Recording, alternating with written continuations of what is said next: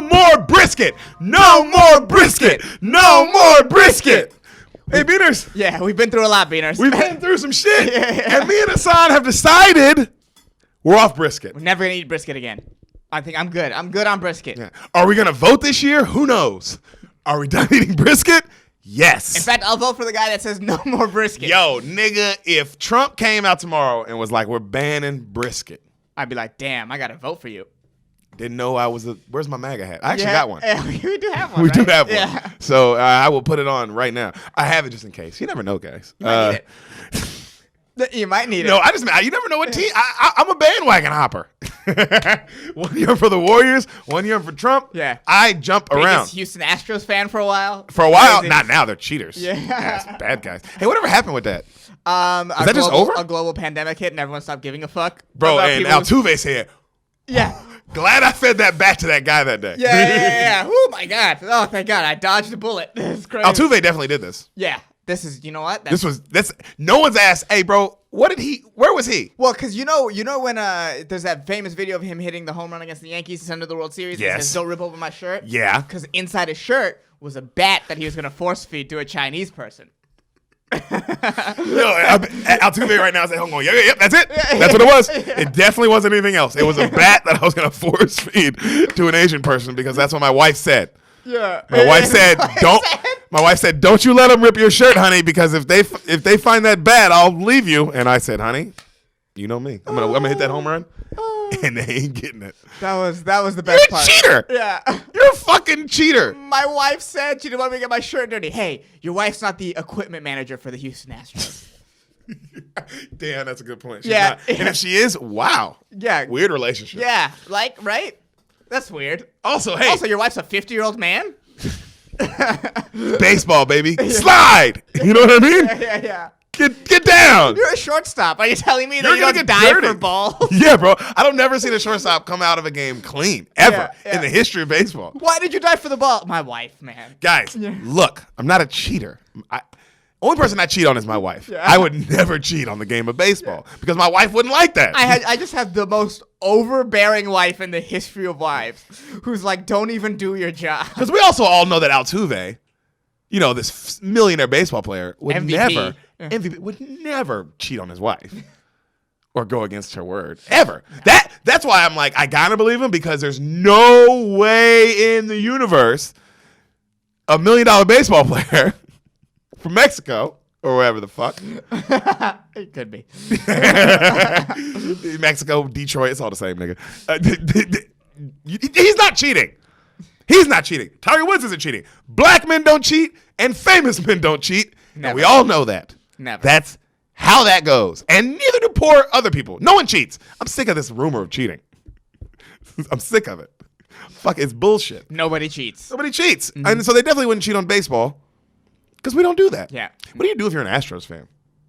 What do you do now? La la la la la la la la la la la la la la. Until 2021 starts, and then you're like, baseball. Yeah. We're back. La la la la. That's what you do. Do you think you're a winner still? Do you still Yeah, feel of like course. a champion? Of course, this is the only If champion. you love the game. This is the only championship your city has since the 90s. If you love the game. Still? Think so? If you're a baseball. If you love baseball as much as you love your Astros. You're one of those kind of people. But you love the game so much. If you love the Astros like that and you love the game, the reality is, because I'm just trying to think about how I reacted. If it was the Giants. About the Barry Bonds steroids thing. Okay. Where the first couple of years, it's like this. It's like, well, was it technically against the rules? Da, da, da, da.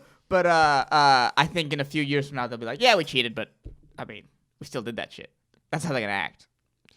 Yeah. The steroids cheating, though, I don't mind. I don't, because this is actually, to me, so weird. I don't even know how I'm actually saying, but to me, because it's like they're both actually cheating because the rules say don't do it and you did it. Right. But my nigga, taking steroids doesn't mean you're going to hit a home run. It just doesn't. I can take steroids. Yeah. I can take steroids. Doesn't mean I'm going to run. Nigga, I might hit the ball if you tell me, if I know it's going to be a fastball or I know it's going to be a curveball. I still might not. It's a fucking 70-mile-an-hour curveball or 90-mile-an-hour fastball. But I'm saying my odds have now risen. If you're betting on me, my odds are higher. This is I took this class in summer once where we had to like learn about brainwaves and shit. Yeah. Right. And so a fastball takes 0.6 seconds from the pitcher's hand to home plate. Okay. Right? It takes 0.2 seconds for you to even register it. Right? Okay. As a batter. And then it takes 0.2 seconds for the actual motion of the thing. Of a swing. So that means you have 0.2 seconds to decide what pitch it is, if you're going to swing, if you're even going to swing, yada, yada, yada. Absolutely. So if you know what pitch is coming, that's such a huge mental advantage. You just gave me 0.2 seconds. Yeah, you just, and in a sport, 0.2, any sport, and the professional level, 0.2 seconds is everything. I mean, it's watch Usain Bolt win by 0.2 seconds. He kicks their ass. Yeah. That's how 0.2 seconds is like the difference between a close race and a nigga getting his ass beat. Yeah. You know what I'm saying? To a regular person, 0.2 seconds is Nothing. whatever. But to an athlete, like I said, it's everything. At the highest level, too, it's everything. It's so much time. Yeah. So you're telling me it takes 0.2 seconds to read a pitch. Now I don't have. That's done. Now you gave me 0.4 seconds to hit this motherfucking ball. Right. Yeah. You gave that's the advantage is world. crazy. That's the world. So yeah, bro, that's why I think it's a little different. I have to just to compare it to steroids. I don't think. Also, in the comparison to steroids, I would feel differently about the Astros if everyone in the league was doing it, right? So it's like if everyone in the league was stealing signs and and wearing wires and it's like, well, then it's fair. It's even. It's even. And that's the thing about the steroids era is that like everyone was doing it. Can't be mad at Barry, bro, when the whole goddamn league is on League is steroids. doing it, yeah. He's just still the best player. Yeah. That's my thing is like if they're all on steroids and this guy's the best of them all on steroids, isn't he the best? Yeah. Yeah. Oh, and it's like, see, and you're right about the steroids not helping you hit home runs. There's this documentary on Netflix called Icarus where this guy. You told me about that. I gotta watch that. It's a great documentary, but it starts with this guy, and he's like, well, let me take steroids and compete in the Tour de France. And he said, even with the steroids, there's such a huge difference between him, who's a professional athlete and a world-class What was he athlete. placing on steroids? Did he place? 16th. Oh, that's good. It's good, But he's saying, comparatively. But what he's saying is like the gulf between him and the top 10, he said, was still huge. And 16th might have been high for what I'm saying, but either way, he plays. He plays. I mean, that's amazing. I mean, top 50. Yeah, top 50. It's amazing. It's amazing. It's amazing. Yeah. Amazing. But he's saying that's let you know how far. Like, yo, Lance is also doing steroids, but that's how much better he is. he's than just you, period. better. Yeah, he's just and better it's than like you. if nobody was doing steroids, Lance would still beat everybody. Yep. And Maybe he's doing steroids. He's not doing steroids. He loses one or two. He still wins most of them. Yeah. He just loses a couple especially when he gets older. He loses them. Also, what I don't like about the Lance thing is that, like, okay, sure he was doing steroids, but I'm sure everyone else in that pack was doing steroids. Steroids in that time of the world. Yeah. Those types of steroids were baseball. I mean, for sure in football. Yeah. For sure. You know what I mean? It's What just fucked like, him was the image, the cancer thing image. That's what, because he just had he had a brand. So it's Yeah. like, oh, that's Yeah. you have this People are brand. so mad at him. Give him his ball back. I think that's what they're saying, right? Give him his testicle back. We don't want his one testicle. Give him two. That's what they were saying, right? That's what they were mad at. They were like protesters about making sure they stuffed his testicle back in his nutsack. And I wasn't for that. I was for taking his medals away, but I was like, hey, we'll just leave him one ball. But they ended up letting him keep the medals, and they did stuff his ball back. Yeah. So a weird punishment, but that's cycling. That's a weird sport. Yeah, or the 2000s, man. Weird, crazy times. But yeah, I don't like. It's weird food, nigga. I mean, because they this is how I look at it. Like, all right, they took Reggie Bush's Heisman Trophy. Yeah. Yeah. Reggie Bush is the Heisman Trophy winner. Right. That nigga didn't cheat, fool. That nigga didn't on the football field. He did nothing. Yeah. But dominate. Well, he truly didn't cheat. He none of the steroids, none of that. That's what I'm saying. He truly didn't cheat. didn't cheat. We're talking about the nigga was just the best, and they took his thing away because his parents got a house. You know, because he's a slave. You know, he was doing slave labor for 3 years at USC, and he got a house for it, and he got in trouble for that. They took his trophy away. So my thing is, which is what you get in trouble when you free slaves. Yeah, so of course, logic tracks. We've all seen 12 Years a Slave, or at least you have. Spoil the beaners.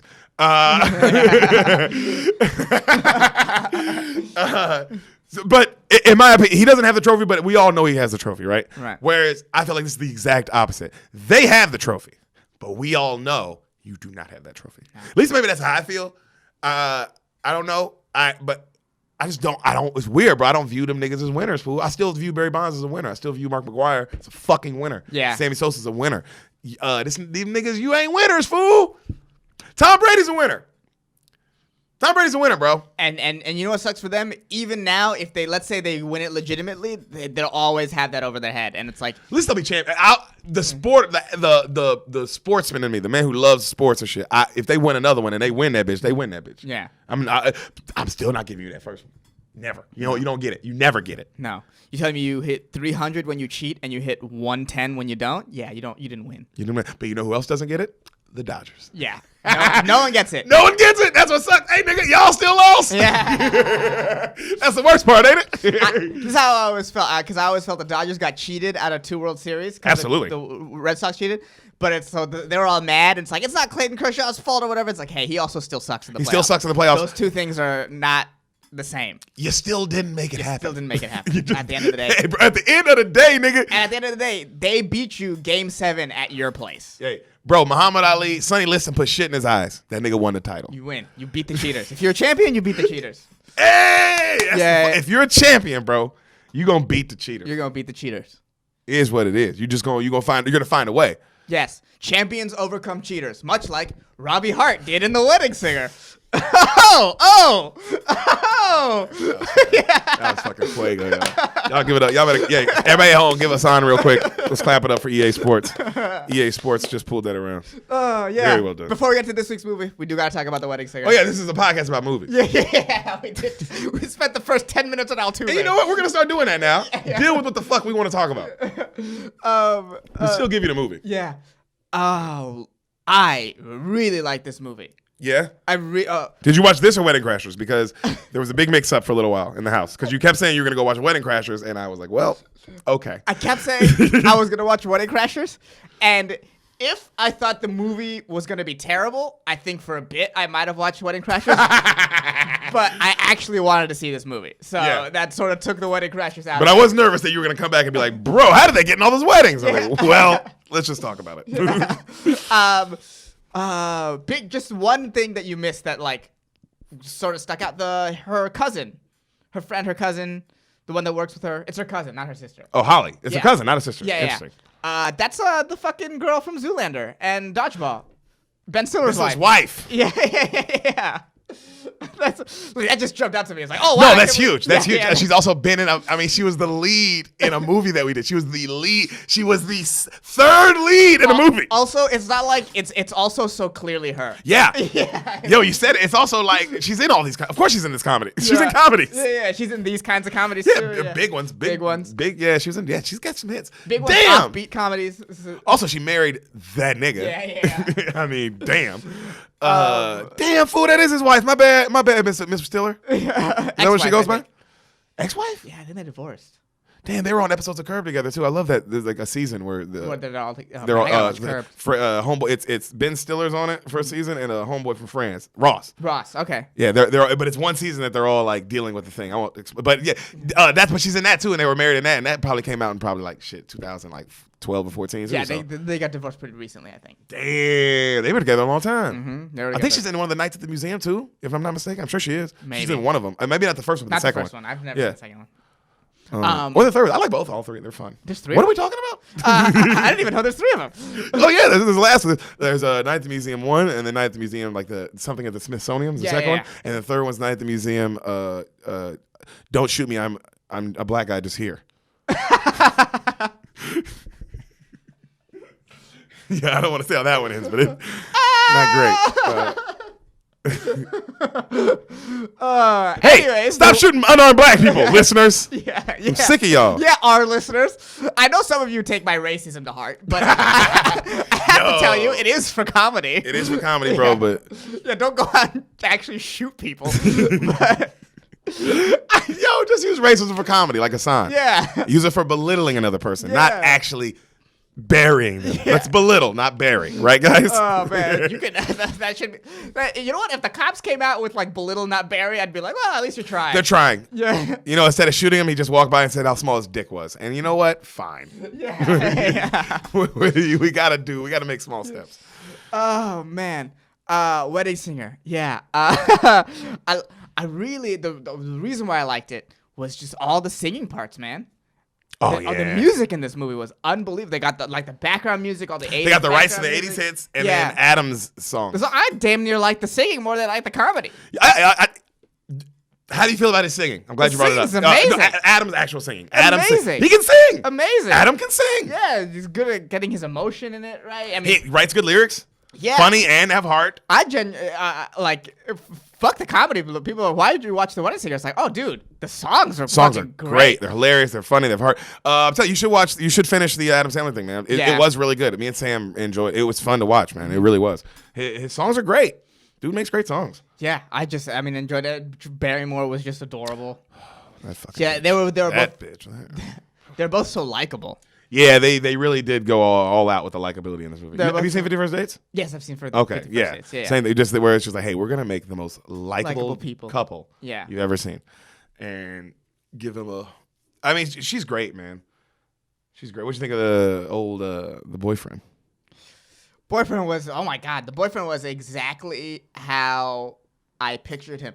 It's almost like dressed like Don Johnson from Miami Vice. Dude, it was almost like that time in the 90s. They're like, we're gonna make every white collar villain guy look like what's his name in Happy Gilmore? Yeah, Shooter McGavin. Shooter That's exactly. Yeah. I mean, I think I think Adam Sandler doesn't like that guy kind of face. Yeah. I think he's like, this is a bad guy. That guy bullied him for yeah, sure. yeah. He's like, bro, I'm gonna make this the bad guy in all my movies. Yeah. But he's not Shooter McGavin, but he looks just like him. But it might as well be. I really wish it would have been him. Yeah, keep it consistent at the very Keep the worlds just the same, because because then they just keep colliding. It's kind of funny. It's what's it called?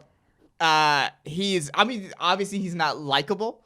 Because that's his character, but like, just the guy who played Shooter played the villain better. Yeah, he was a better actor. Yeah, he is. You know what I mean? It's just like it is what it is. It's like that's why that villain is. That's why people know the name Shooter McGavin. And I think if people were like, "Hey, what was the bad guy's name for the wedding singer?" People wouldn't be able to. People would say Shooter McGavin. Yeah, people would be like, "Oh, I remember the guy. I don't remember his name." He looks like she was a shooter. That's what people probably. I think it was Shooter. Also, Shooter McGavin's also like a fucking name. I mean, it's a golf pro name. Yeah, it's a great golf pro name. Great golf pro name. Shooter. Yeah. You seen that? Yeah. But I very much enjoyed this movie. It was a lot of fun. It's a lot of fun. It's very light. I told you, extremely light. A few cuss words in it at best. And it gets you laughing out loud. Yeah. Yeah. John Lovitz, did it get you? John Lovitz got the song. The song was the part that got me the most. God, he's fucking getting in on stage. That and the whole scene, because that's where he sings the song. He sings to his. And Lovitz is like watching. Yeah. Bro, when that nigga dips in under the curtain, though, do you see what I mean? It's just like, bro, that's so stupid. George, like George. George is give me time. Oh yeah, I kind of wish, because there was a while where George was in every scene in the beginning, and the middle he sort of disappeared and came back at the end. It's like, because it was he only sang that one song, had no words, but he was funny throughout. He was crying. The montage scene, the montage, the dress scene, yeah. So it's like, we could have used more George. I guess you know what? Because I agree with you. I'm wondering if you're going for time, because it's an hour 30, so you're like. In my head as a director, you're like, no. If you're going for no fat, because it's not, there's no fat on the movie. The movie just kind of goes in and in. It just shoot. There's nothing in it where you're like, didn't need that. It's like, I think we said this during the actual episode. It's just like, it would have been nice to see the deleted bits from this. Man, because there would have been. I think there would have been George bits. There would have been songs. Yep. Like, I think the deleted scenes from this has the potential to be a whole lot of fun. Yes. And we'll just never other montage bits, other bits of him singing, where he's singing at the Jewish party, or where he's singing where he's sadly singing at the one wedding, you know what I mean? That which is one of the funniest scenes. Bits with Billy Idol. The bits with Billy Idol. What do you think of Billy Idol? It was great. I mean, come on, it's just so funny. It's so funny because what a random rock star. Yeah.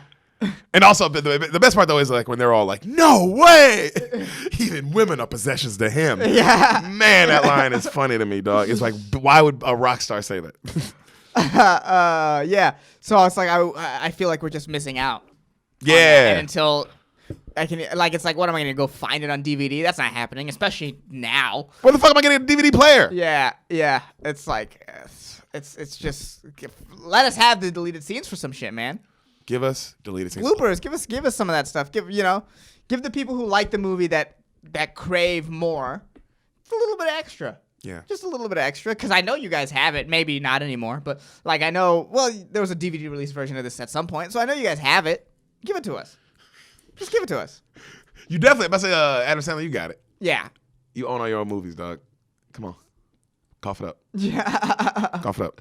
No, it's probably in your head. You're just like, they're not thinking about it. They're like, who wants this? And it's like, just nobody knows that they want anything. You gotta give stuff to people. Yeah, it's Steve Jobs, that Jobs movie, right? They don't know what they want. People don't know what they want. How many times have I heard people say that in a movie? Where like you hear that one guy in a movie go, "People are stupid. They don't know anything. They don't know what they want." I've said that, and not in a movie. My parents have said that about me. Yeah, so it's like, yeah, we did. We talked to it, but we talked okay, about relax. that. You don't talk to my parents. I can talk to your parents. No, you don't. And then that's why you dropped your phone. Yeah. So I do a bit and I dropped it. Yeah. Oh man, but yeah, I like this movie. It was a lot of fun, and this is a movie that I would definitely look up like the soundtrack for and shit. It's like it's fun. It's that type of movie. Super I dope. get why it's on TV. Yeah, it's a TV movie. It's a TV movie. This is why you need TV though. This is why not TV. This is why you need the random button on Netflix and Hulu and Amazon because the nigga ain't gonna pick The Wedding Singer, bro. You're just not unless you're Adam Sandler. Unless you're like, oh, I want to see Adam Sandler movie that I've never seen before. You're going through Sandler. Yeah, you're like, oh, let's go through Sandler's list. But what this movie is meant to be scrolling and catching you in the middle and then watching from there. It's a good movie, but there are just funnier Adam Sandler movies. Yeah. Oh God. I mean, we just named a bunch. Yeah. We named Happy Gilmore, Billy Madison. I mean, but this movie is the perfect movie to be just scrolling through and catch it and watch it and be like, man, that was awesome. Yep. You know? And that's The Wedding Singer, guys. That is The Wedding Singer. I got diarrhea.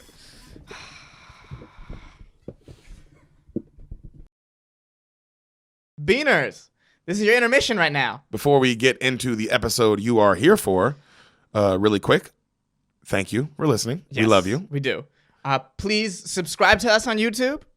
Rate and review this podcast on iTunes. Please rate and review. That stuff matters. We could use the help, and we would appreciate it. Yeah, tell your friends about the podcast. We know you love it. Tell your friends about the podcast. We know you love it. You keep going back and listening to old episodes. That's how we know you love it. We appreciate that. And follow us on Instagram at Spoil the Beans, and then you can find our individual Instagrams. We're linked on everything. Follow Derek us from Poston, Sanamad. there. Yeah. Oh, and shout out to Greg Scamato for making our theme music. If you want some more samples from him or maybe help from him, check out gregcanhelp.com. Yep. Yeah. And now back to your future presentation. Oh my God. You started. Oh man, I think we already did start. Oh, yo. Yeah. The Utah Jazz are fucked. Oh God. Donovan Mitchell wants to leave. Oh, that's so funny. That's so funny. I think that's really funny. Yeah, we were just talking about how Rudy Gobert really fucked a lot of things up for a lot of people. He did. I mean, it wasn't his fault. It wasn't his fault, but it's just funny. Yeah, the way it happened was funny. Didn't make it. It didn't come out good for him. He didn't look good in the court of public opinion. God no. Also, it doesn't help that their star players like I'm not fucking playing with this passing idiot that idiot the ball ever. Yeah. Ever. So there's that. You know. But basketball doesn't matter anymore. So take that, Donovan. Nope, it's gone. Bye basketball. Not really, but maybe. There's fights tonight. Oh yeah. We filmed this. 3 fights. We filmed this already.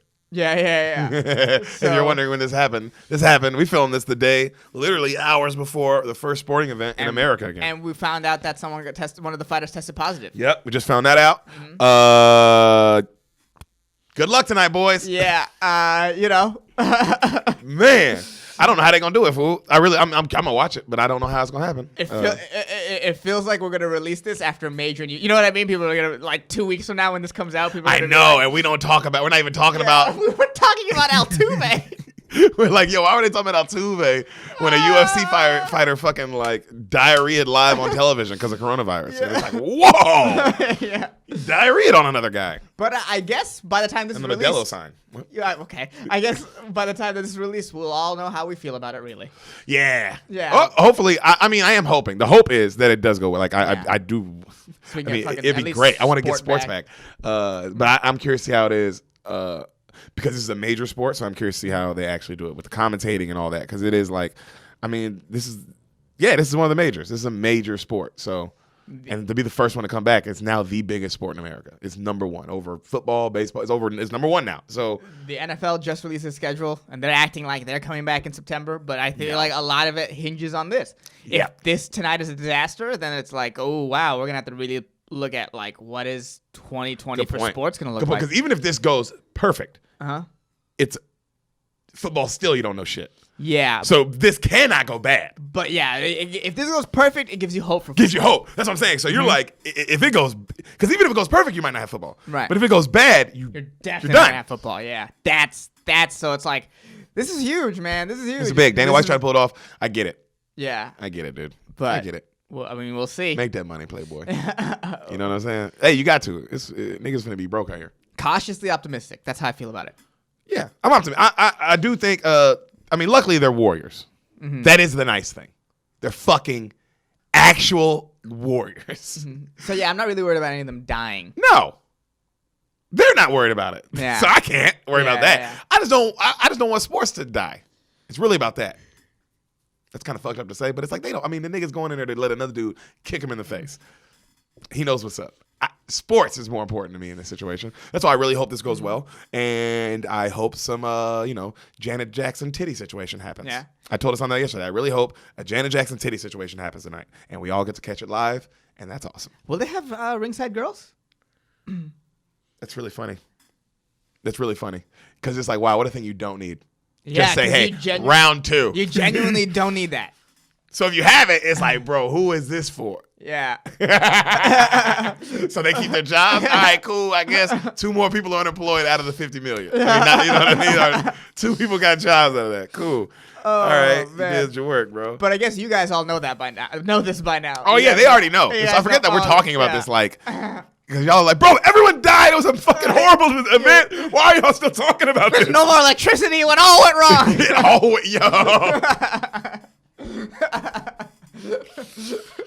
Oh, man, bro. Good luck to everybody out there doing it, man. Big JoJo's commentating. I hope it goes well.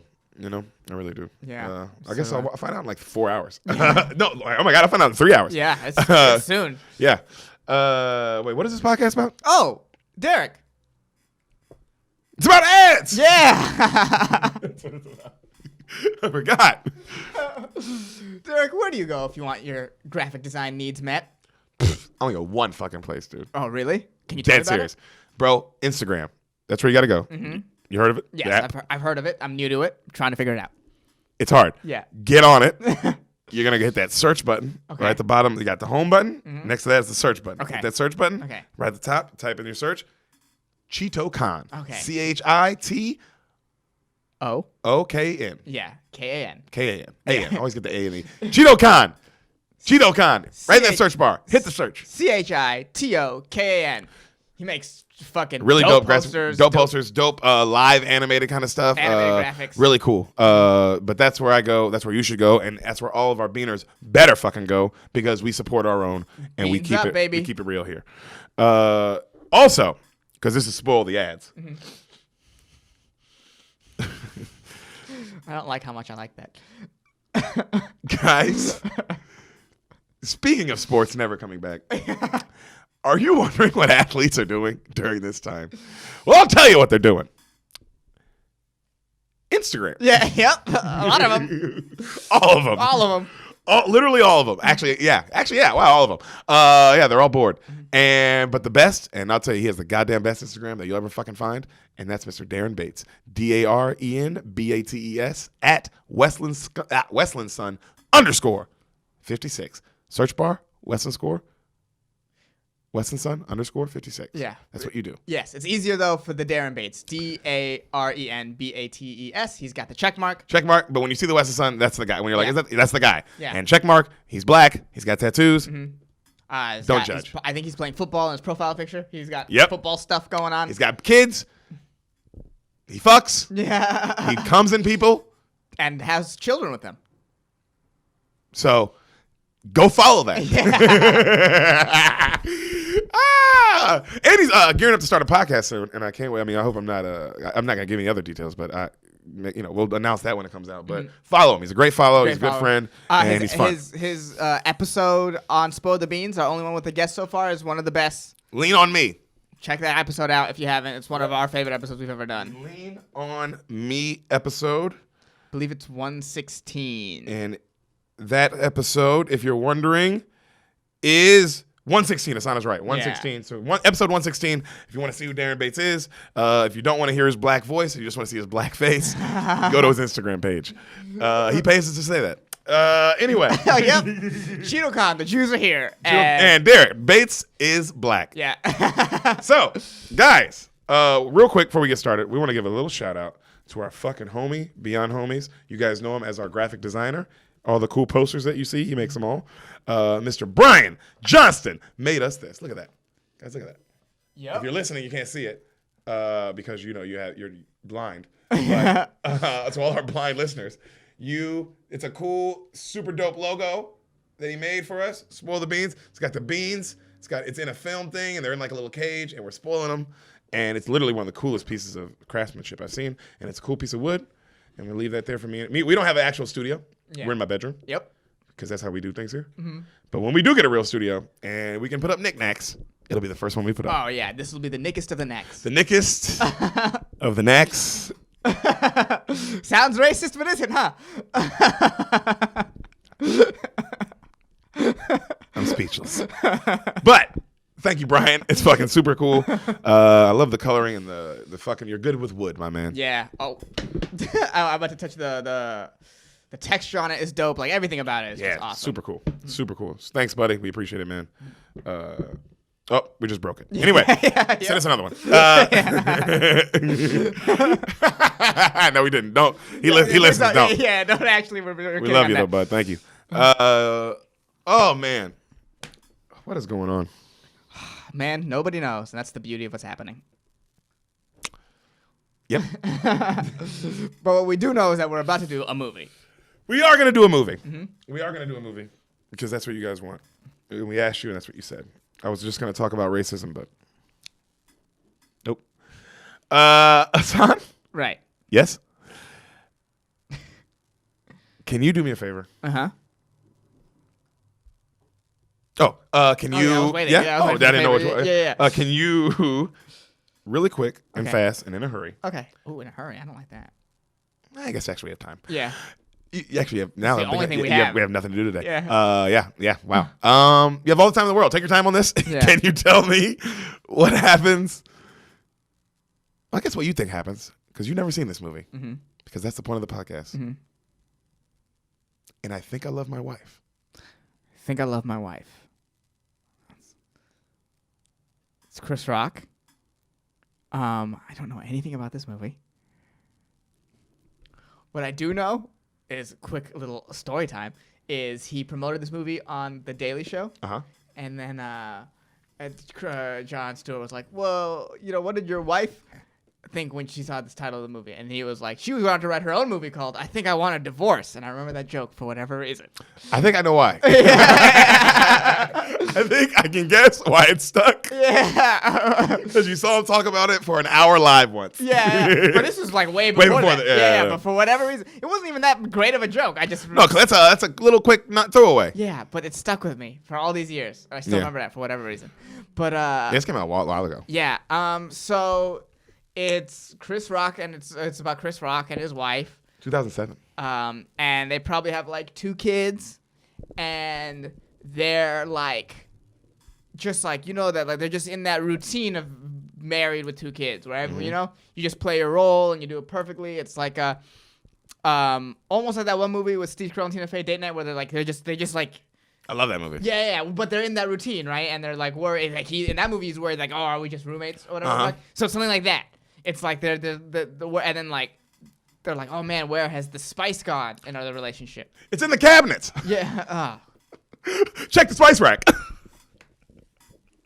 Keep going. I'm sorry. I'll stop. Gross. And so, they go see like a marriage counselor. Oh God, the worst. Yeah, and then so they have like, so it's like I guess the rest of the movie is set up like with their weekly meetings, I guess, with this counselor, and they just talk about what's going on.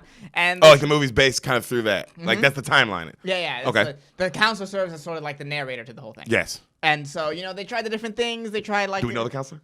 Well now we do, but it's going to be a comic. And it's going to be Wanda Sykes. Love it. Yeah, keep going. Yeah. Great guess, by the way. Keep going. And so you see the thing where like they try to communicate more or whatever, like all the stuff that's all working, and then they may suggest maybe like a break. The classic rom-com break. Like for a week or so, and then like maybe they try to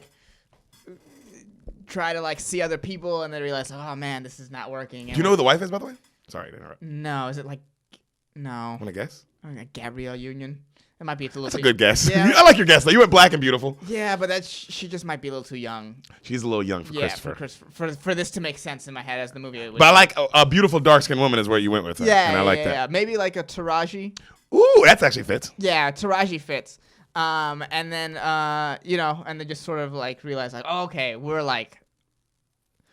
love each other, and it's okay that our relationship isn't what it was in its 20s, because that's not how life works. Because we're in our 40s now. We're in our 40s and we have kids, and like that's how we gotta accept that they gotta accept that they're in this part of their lives. It's like they both have like this. So that's the conflict is the breakup. Like they try it, and then they realize the reconciliation is the. Yeah, the reconciliation. And realize like, okay, I'm not a 20-year-old. I don't even want the same things that I thought I wanted. I didn't even want that anymore. I was just freaking out that I wasn't young anymore. Pretty much. Both of them. Like both. Yeah, both. I like that. It's like a woman's version and a man's version of what it's like. Cool. So a man's version is like the cars and the yada yada, and whatever a woman's version vibrators. Is. Maybe. Actually, don't know. They never really like vibrators. They're all putting dildos in them. Every woman. Most stories in media about middle-age crisis are always about the dude. It's never really about the woman. Yeah, and then her dildo situation. Okay, again, I don't think maybe unless there's a big dildo scene that you're foreshadowing. I don't think that's what she's going through. Maybe, but telling you, bro, dildos, man's mortal enemy. Yeah, maybe she feels like she put her life on hold for him. That sort of thing. Oh, bitch! I'm sorry. Wow. Yeah. Actually, not her fault. That's not her fault. Yeah, totally, I get it. Sorry. That was a knee-jerk reaction. Yeah. That is a genuine complaint for some people, man. It's funny in my head to be like, what a bitch. Yeah. Oh man, that was a good guess, dude. Not a bad movie. I like your movie. Your movie has heart. Your movie is in a rom-com. I like that. Your movie is way more serious.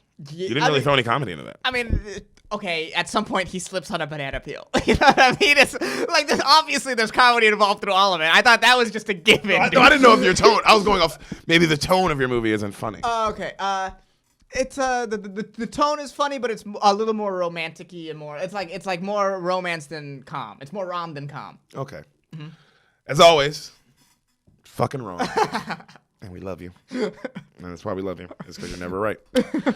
It was really good. Guess, though. Chris Rock is in it. Okay. And let's start. You know who wrote this? No. I assumed Brock wrote it. He wrote and directed, co-wrote with our boy Louis C.K. Oh, really? So this movie gets real. Oh, yeah. I'll just let you know who wrote it, and now you're on the same wavelength. Oh, yeah. Oh, my God. Two people that ended up divorcing their wives. And the two of the most honest men possibly on the earth. Relationships, yeah. So we're like, oh, what did they write together? Oh, okay. Movie starts with a beautiful neighborhood, suburbs, all right? Beautiful house, family pictures everywhere, happy music playing. You know what I mean? Right. Credits are rolling. We see our lead starting this morning. Chris Rock, right? Getting out of bed, the whole thing. I think I love my wife. Okay. He kisses his kids. He kisses his babies. Got two. You're right about that. Okay. Kisses babies. And as the credits are still rolling, and you see him just kind of them going through their just morning routine. They're getting the kids ready. He's changing the diaper of the youngest one. The wife kind of. How old are the kids? One's a newborn, like a baby, okay. and then one's like 4, 3. Okay. You know what I'm saying? Okay. So the kids. And the wife's like giving him shit about how he's changing the diaper. He's like, oh, I know how to change the diaper. Not like crazy, but just like a little back and forth. Credits are still rolling. More pics of the family. And, just as this is going, just setting up, we're just seeing them together, right? Who's the wife? You don't recognize. I mean, she's an actress, but like you don't know her. Right, okay. Yeah. But she's very beautiful. Black woman. So she goes, you hear a voiceover. Hi, I'm Richard. This is my wife, Brenda. We got 2 kids. Been married 7 years. My wife is beautiful, intelligent. There's only one problem. And he walks out the house going to work. I'm bored out of my fucking mind. He goes, we never have sex. Who? And then right then it cuts to him cuts like like 5 different versions of him asking her for sex, and she has a different excuse every time. My head hurts. Like something, and like the last one's like like somebody's president. Like they're all like none of them make sense. Right? Just all excuses, right? And then back to the voiceover. We both work. We're both tired, but that's no excuse. That's no excuse. And honestly, I can't take much more of this. All right. Cut to them at therapy. All right. They're arguing. They're just going back and forth at each other. Right.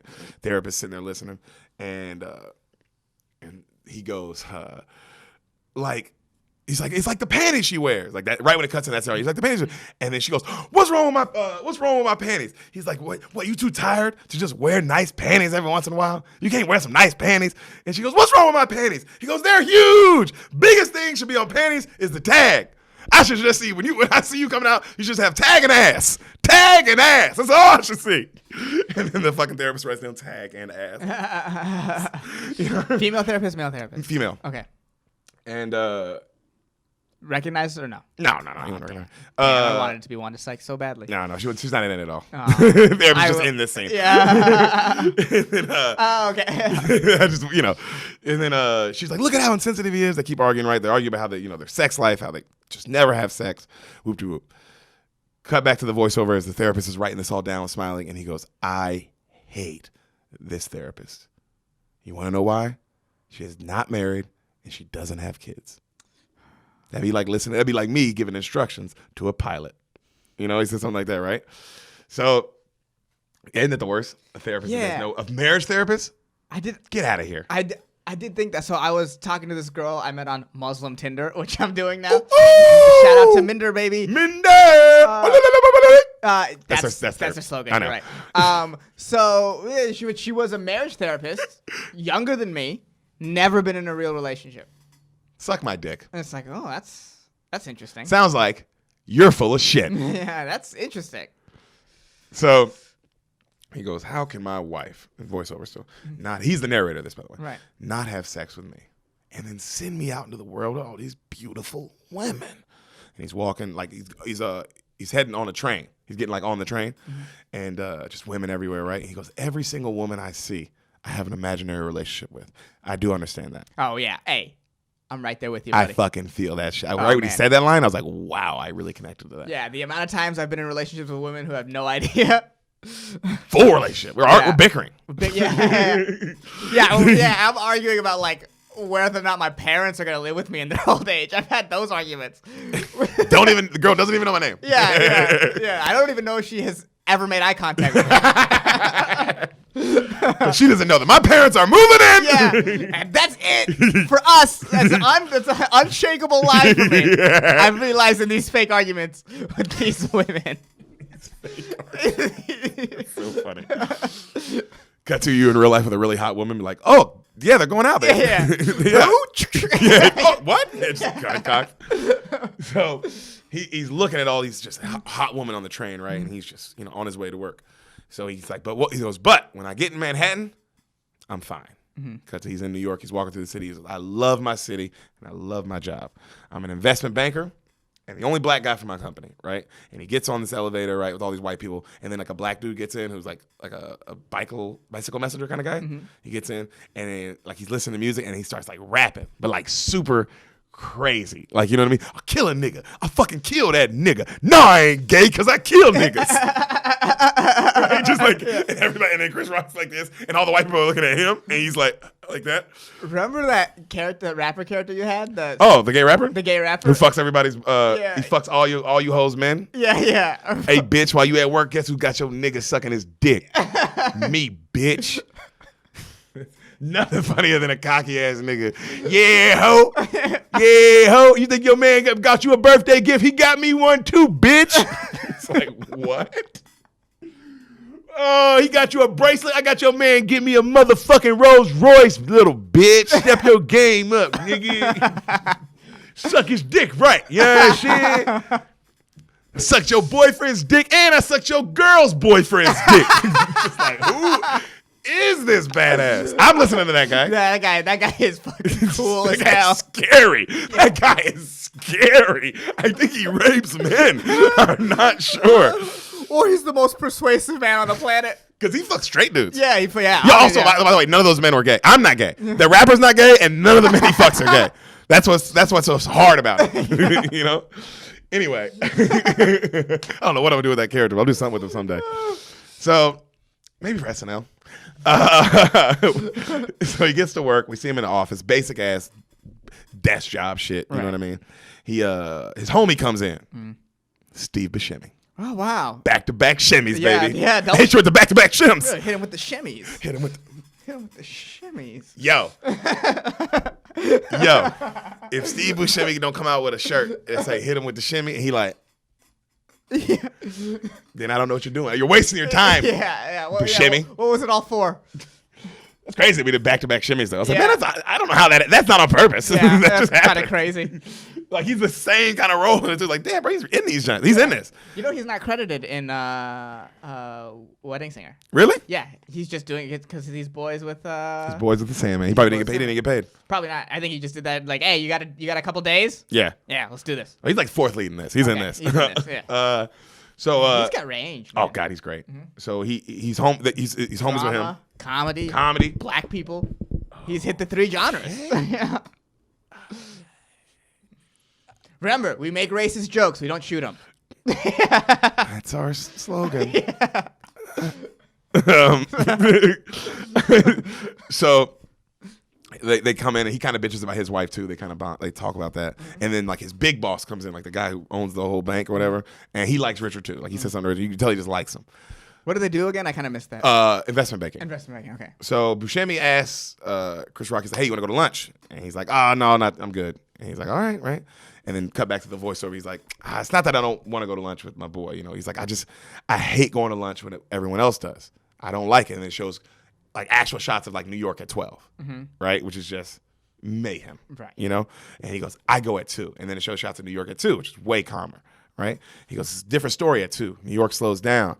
He's like, also, I get to watch women, right? So he goes into like a Saks Fifth store. This is during his lunch break. He's just kind of wandering around New York, and he's just browsing. And all these dudes are like, hey, can I help you, sir? And he's like, oh, I'm good. Hey, can I help you, sir? He's like, oh, I'm good. And then this hot-ass girl comes up, and she's like, hey, can I help you? And he's like, I'm just kind of looking, And she's like, oh, what do you think about this shirt? And she grabs the shirt, and it's green. He's like, oh, I don't really like green. She's like, oh, trust me, you might like this, right? And whoop, whoop, and he tries it on. And he's like, I'm telling you, I don't like green. And she just talks about how great he looks and all this, and then he's like, feeling himself, and then cut to he's walking home and he's bought the shirt, right? And he's like, Daddy's home. And everyone's like, his wife's like, oh, honey. And he kisses the kids, and the kids are all happy to see him. And him and his daughter start playing. And when he starts playing with his daughter, he takes off his tie, and he puts it around his head. You know what I mean? And he's like playing with it, and she's like, ah, right? And he's playing. He's like, Daddy's going to get you. He's going to get you. She's like, ah, right? And his wife's going through. She's like, oh, you bought this shirt? And he's like, yeah. And she's like, I thought you didn't like green. He's like, I thought about getting something new. And she smiles. She's like, wow, it's pretty. Right? And they cut back to the voiceover, and he goes, there were days where things were great. That's true. This movie's not a comedy. He goes, but still, we never had sex. The most dangerous time in a marriage is when a couple accepts they're not having sex. That's interesting. Oof.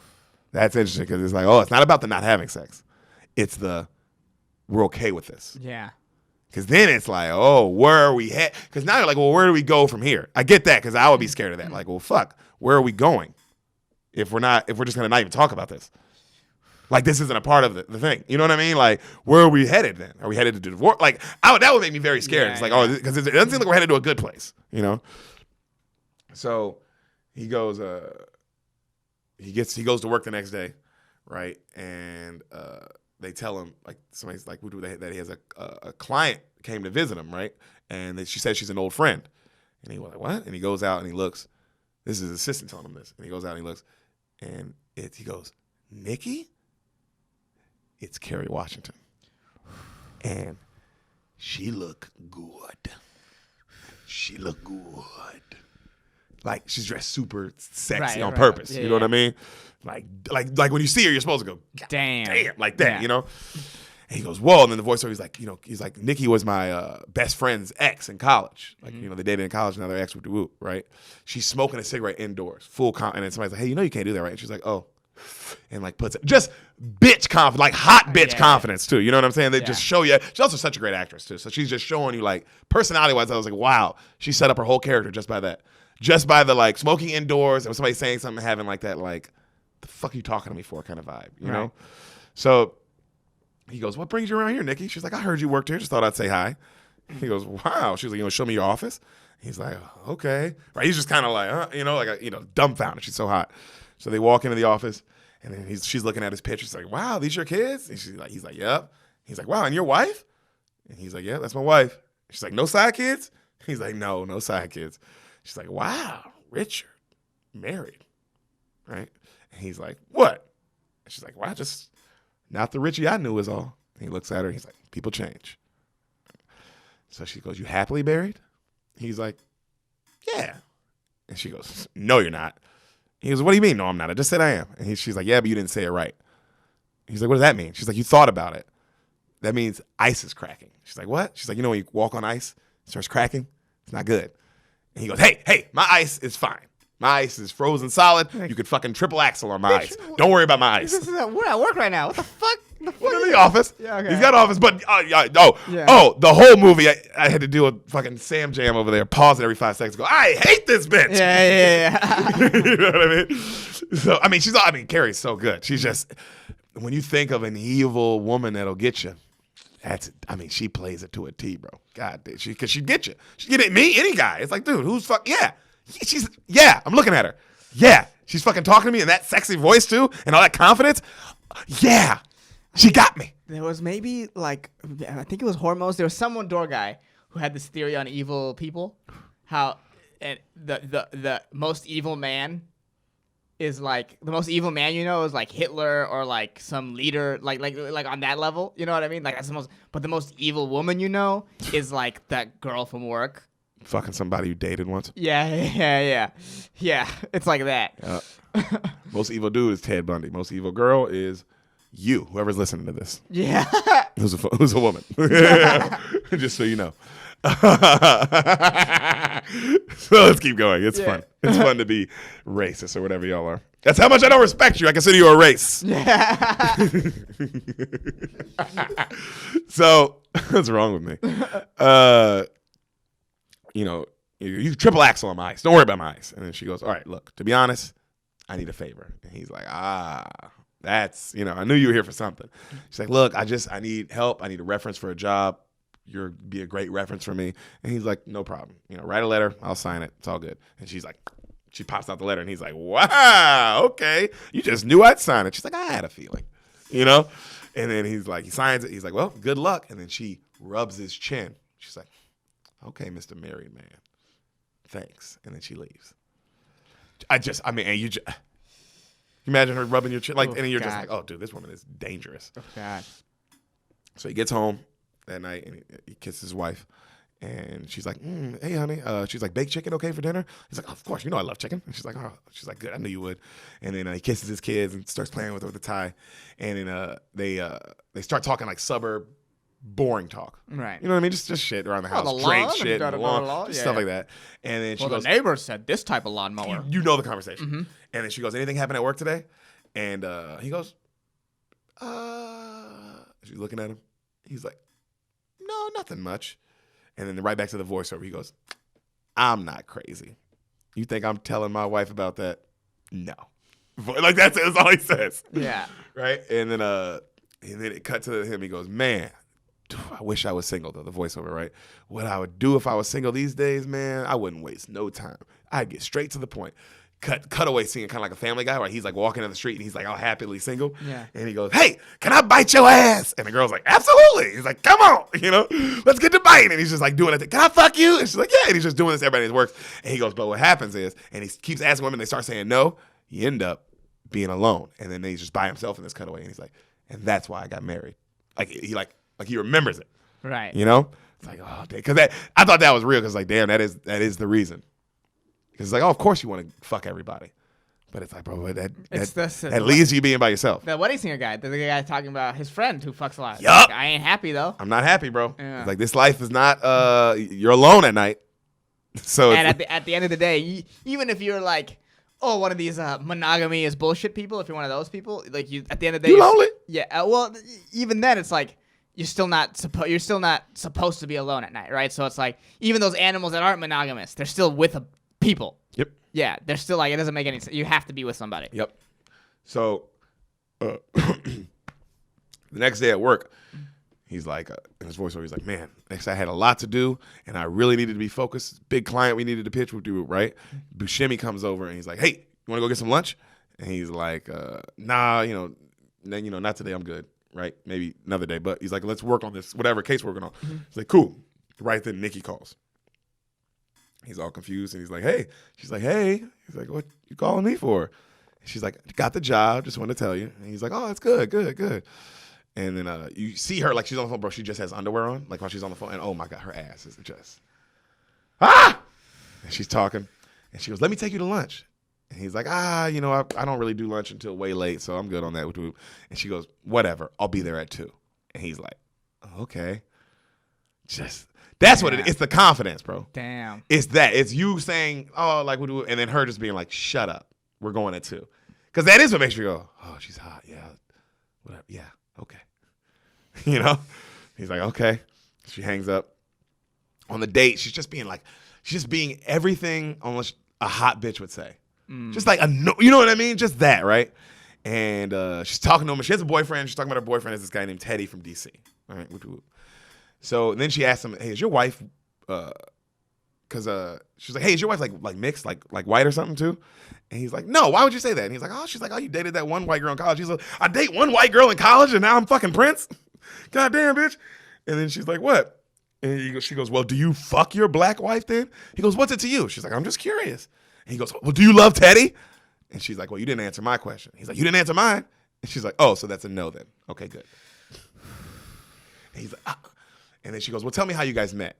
And he was like, I was leaving a meeting. The wife's a teacher. She was like, she's teaching with her class out on a field trip. And she was just, and he gets serious. He's like, she was beautiful. And there was something calm about her. I had to meet her. And then Carrie goes, oh, wow. Maybe you do love your wife. He kind of looks at her. And then cut to now they're like, the date's over. Now they're just walking and talking, right? And they're talking about like the club scene and whoop whoop. And she's like, why don't you do it? He's like, oh, I'm too old for the club scene. And she's like, what do you mean? You used to love it. And then he's like, whatever. You get old, And then he's like, yeah, but I don't love it. He's like, yeah, but I'm too old for that. And she's like, you let yourself get old. He's like, I let myself get bored. And they laugh. And then she's like, let's do this again. And he's like, maybe. And she goes, okay. That maybe says it all, huh? Maybe, and her going, I'll see. Like, okay, Yeah. sure. The maybe put her in the driver's seat. Oh, because she got to go. Yeah. You stick with that maybe. Yeah. You're right. The maybe you gave her all the power. So voiceover again. Now Saturdays, that's the day I like to relax, do my own thing and chill. But unfortunately, it's also the day my wife likes to shop. Right.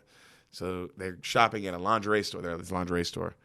And he's arguing with her over panties again, right? Because she wants to get some big-ass panties. He's like, man, why don't you get these? She's like, I'm not getting those. These are comfortable. Don't make me – I like these, right? And they're just like the big granny panties. Yeah. And right then, Nikki walks up, and he's like, of course, his face. He's like, oh, she's like, hey, Nikki. Oh, my God, Nikki. Hey, honey, this is an old friend of mine. I haven't seen you for 7, 8 years, Nikki? And then she's like, yeah, it's been a long time, And then the wife's like, okay, all right. And he's all nervous. And then she looks at the wife, Nikki, and she's like, oh, I like those panties, right? And the wife's like, they're just comfortable, kind of embarrassed. She's like, oh, okay, well, I got to go buy these. And she holds up 3 or 4 thongs. She's like, but I'll see you guys, nice to meet you. Bye. And she leaves. And then she leaves, and the wife's kind of turns around to do his own thing. And then she leaves and looks at Richard, and she just kind of gives him that, just just that. And he's just, and she's got the thongs over her shoulder too. And you're like, oh, Lord, this woman is, evil. Pure. Evil. Pure, brother. So he goes, voiceover, he's like, okay, I lied to my wife. Yes, and they're still shopping and stuff. He goes, but nothing happened. We are friends. That's it. Me and Nikki, just friends. It's quiet. And then it's him still with what he's thinking. He's like, but the voiceover still going, I mean, she makes me laugh. But that's it. Nothing wrong with that. She's just a friend. The voiceover keeps going, right? Yeah. And then he goes, and then he's later on, he's looking at his wife. He's like, just a friend that I can't tell my wife about.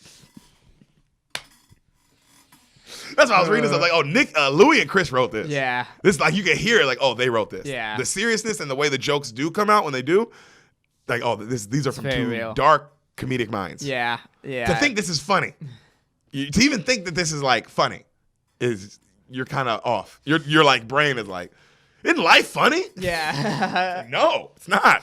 Yeah, I'm sure their wives were watching this the fuck? What am I married to this guy? Fuck. This is what you think of us? Yeah. So, good point.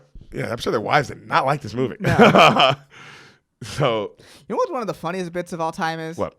In Louis, the fact that he's white and his kids are white and his wife's wife black? his wife is black and they Best. just no explanation. He gets how TV works. Yeah. That's how TV should go. It's TV. It doesn't matter. It doesn't matter. Nothing matters. God, he did. I mean, that's a game changer for television, though. Too bad it doesn't exist anymore. Nope. Anyway. So he gets to work the next day, right? Mm. And his assistant tells him, "Hey, Nikki called." Like she's mad. Assistant's mad. Assistant's an older woman, by the way, who's worked with him for a while. Okay. So she's like, "Hey, Nikki called," and he's like, "Okay." She said she's gonna be here at 6, and he's like, "All right." And she's just like, "What the fuck?" You know. So when she gets there, Is his the assistant? Is she like sort of his conscience in that sense? she's an older white woman. She just Okay. you can tell she's like, I don't like this. Okay. It wasn't like she was mad. She was just like, Nikki called it. You know what I mean? You Yeah, could feel it. And so when Nikki gets there, he's on the phone with his wife, right? And they're disagreeing about like some basic shit about like the drapes or some curtains or some shit. Right. And then he goes, right. He goes, honey, can we talk later? Okay. All right. Love you. Bye. And he hangs up. And she comes in and she's just looking so sexy. And she get like her tummy's out and shit. And she's giving him shit for how boring his talk. She's like, oh my God, that was the most boring shit I've ever heard. And then he's like, oh, shut up. You know, and she's like, I hope you don't mind I'm here. You know, she's like, I was thinking about you and your kids and I got you guys a gift. And she got him like little gifts for his kids. Mm-hmm. I'd have been like, yeah, this is too far. Yeah. Right then. Everything else I may have let the lunch go. I may have let the walk and hang go. This is where I have to go, hey, what are you doing? You know I can't bring these home to my On some kids, straight up, right? like, even if she was his side piece, even if I had a side piece, don't buy gifts for my fucking kids. Don't buy gifts for my kids. Definitely don't come to my job if I'm actually fucking you. Are you Yeah. out of your fucking mind? Yeah. But if you're maybe going to be my side piece, don't you what are you doing? Yeah, the fuck? It's like that, oh my God, The Office, bro. The classic thing in The Office where Michael, he's dating Carol, right? His real estate person. And she comes in the office one day and she's all pissed. She's like, what is this? And she holds up a picture. And that nigga made a Christmas card, but cropped out her ex-husband and put his face on it. And he's like, oh, he's laughing. He's like, oh, I just cropped out your ex. And he's like, and that's a picture of me with, with our kids at the ski resort. And she's like, no, Michael. And she breaks up with him. Yeah, that's why they break up, right? Yeah, immediately. Yeah. But that's that moment of like, hey, too far. Yeah, too far, too fast. Too far. What are we doing? You got gifts. Also, you were thinking about my kids. It makes me. I don't get how hot she is. Now I'm not turned on anymore. Right. I'm like, oh, this is gross. But he's a guy. So what are you gonna do? So. Oh, Michael. This is real life. That was his real wife. This is real life. That was his real wife. Good point. Good call on that. So. That's why I always thought it was funny. Yeah, that's great. That show's so fucking perfect. So she's sitting on like the windowsill, right? And she goes, Richard, when I make a good wife. And he's like, oh, you don't want any of that shit. Trust me, it's too boring for you. And then she's talking some shit to him. And she's like, give me some ones. He's like, what? She's like, you got ones in your pocket? He's like, yeah, I got like 7. Give them to me. She hands him. And she drops one out the window. He's like, hey, what are you doing? And she goes, feeding the fish. Look. And you look down. And they watch people like fall, and people like go crazy, like oh shit, they go crazy, and then they start laughing, having a good time, right? And then they start like doing it together for a while, like just like having like laughing, having a good time, right? Doing it, and she looks at she looks at him when you see it in the movie, but the way she looks at him is just I can't describe it other than it's pure sex. Her just the look in her eyes. She glances over. It's like, oh, bro, I'd fuck her right there in that office. Even after the gift. Once it got to the high point, where I'm fucking her in the office. So he goes home, back to the voiceover. As he's walking, he's like, that was fun. Too much fun, actually. You know what? I think I'm going to have to take my wife on a dinner tonight and get the stench of having fun with another woman off of me. Cut to, they're at dinner that night. He goes, voiceover. Now this is safe. Dinner with my wife and our friends Allison and Jefferson, another married couple. When you're married, you can only go out with other married couples. The other married couple is Stephen A. Smith. I'll say that again, guys. Stephen A. Smith. This Stephen A. Smith. Skip Bayless, you are talking ridiculously. That guy? Yeah. LeBron James is the greatest player, and we know that. That guy is in this movie, okay? And he's just playing a guy. Crazy. I thought that was awesome. Good for you, I talked to Chris Rock personally. I talked to Chris Rock personally. Personally, an old friend of mine. That dude's nuts. So, Do I recognize the woman? no, you'll recognize the woman. Okay. You'll recognize the woman. And he goes, and he voices over, and he talks about how boring going out with a married couple is, right? On the voiceover. He goes, first, there's the rap. He said every conversation with the married couple is always the same. First, the rap conversation. And then you see them, they're debating rap. He's like, and Stephen A's like, nigga this and bitch hold that. What the fuck am I listening to this shit? This ain't rap, right? And they all like, yeah, that's not rap. And he goes, and then, of course, the conversation about the Jews. Well, I mean, you know they had it bad too, right? And he was like, well, I mean, Hitler, and they're all talking about the Jewish stuff. And then he goes, and of course, Michael Jackson. Well, I blame Joe. Like they're all, and he goes, and Chris Rock's like, I mean, the nigga's 50. How many sliding boys do you need? And the waitresses come up, and the waitress is smoking hot. Like cleavage out, smoking white hot girl. And he's like getting lost in her tits. And then the waitress leaves, and then he's like, excuse me 1 minute, guys. And then he leaves the table, and he goes to find the manager. And the manager's like, yes, sir. It's a super fancy restaurant. And he's like, oh, yes, sir. Is there a problem here? He goes, yeah, there is a problem. Why the fuck are there a pair of tits coming to ask me if I'd like a drink? And he's like, sir? He goes, I'm with my wife. I don't need this shit, all right? Is this Hooters? Is this Hooters? And he's like, no, sir, this isn't Hooters. I didn't think this was Hooters, because if it is, where are my goddamn buffalo wings? Huh? He's like, sir, I'm sorry. What can I do to rectify this? And then he slips him like a 20 in his pocket. He goes, see that old guy? You see like an old man pouring a cup? That's my waiter. He's like, yes, sir. So the next day, he's walking to work. And when he gets right to the front of his office in the morning, Nikki's there waiting on him. All right? And he's like, what are you doing here? And she's crying. He's like, everything okay? And she's like, no. And they go in the elevator, like to head up, right? And so he's in the elevator with a bunch of people, and she's telling him how the Teddy guy, her boyfriend, like fell asleep during sex, and how we were fucking. She said, fucking this and fucking that, and then he fell asleep. I can fall asleep. That's one thing. We both can still fall asleep. That's okay. But to you to fall asleep while you're fucking me, not okay, right? She's going off, and everybody in the elevator's like, what the fuck? So, cut to them getting to his office, right? She's still going off, and now they're walking onto his floor. Fades out, and you hear his voiceover as he's kind of looking at everybody. And he goes, when Nikki came by in the afternoon, it wasn't a big deal. But walking through that office at 9 in the morning, people looked at me like I was crazy. And you see everybody like, the fuck are you doing? Yeah, that's pretty wild. 9 in the morning? Why is she with you? Everyone here knows your wife. You've been working here a long time. Yeah, it's too close. Dude. It's too close. Also, when she shows up at work at night, it's like, you can't be here. What the fuck? This is work. This is work. I'm walking in with you? Yeah. Hell no. So, yeah, he's also a fucking idiot. Yeah, he's And the dumb. more you're like, oh, this guy's stupid. This guy's dumb. He's letting that midlife crisis shit like make him do. Crazy That's what it things, is, but it's yeah. like, oh, it's making you do crazy Wild shit. decisions, yeah. Yeah. Yeah, your movie was a lot more family friendly. Right. This was like, right. oh, yeah, this was actually what real divorce sounds like. Oh, Jesus. So he talks to her in the office, right, and he calms her down. Mm-hmm. And she says, oh, well, can I stay with you maybe? You and your wife? And he goes, you know, my wife would. She starts laughing. She's like, I'm just playing. She's so hot, bro. She's like laughing, thinking that's so funny. And she's just like, and he's just looking at her. And then he's like, look, I need to work. And then she's like, oh, she starts going through his iPod. And she's like, wow. He's like, what? And she's like, you got some nigga ears. He goes, nigga ears? She's like, yeah. What the fuck is all this old shit? And it's just like, you know, Marvin Gaye, Temptation, all this. She's like, oh my God. You know, white people make music too. He's like, look, whatever. And then she's like, look, this is what you're going to do. And she takes his iPod and she gives him his iPod. She's like, we're going to switch iPods and you're going to listen to my music for a little while, okay? And then she leaves. And as she leaves, his boss sees it and is like, what the fuck? Right. Right? Yeah.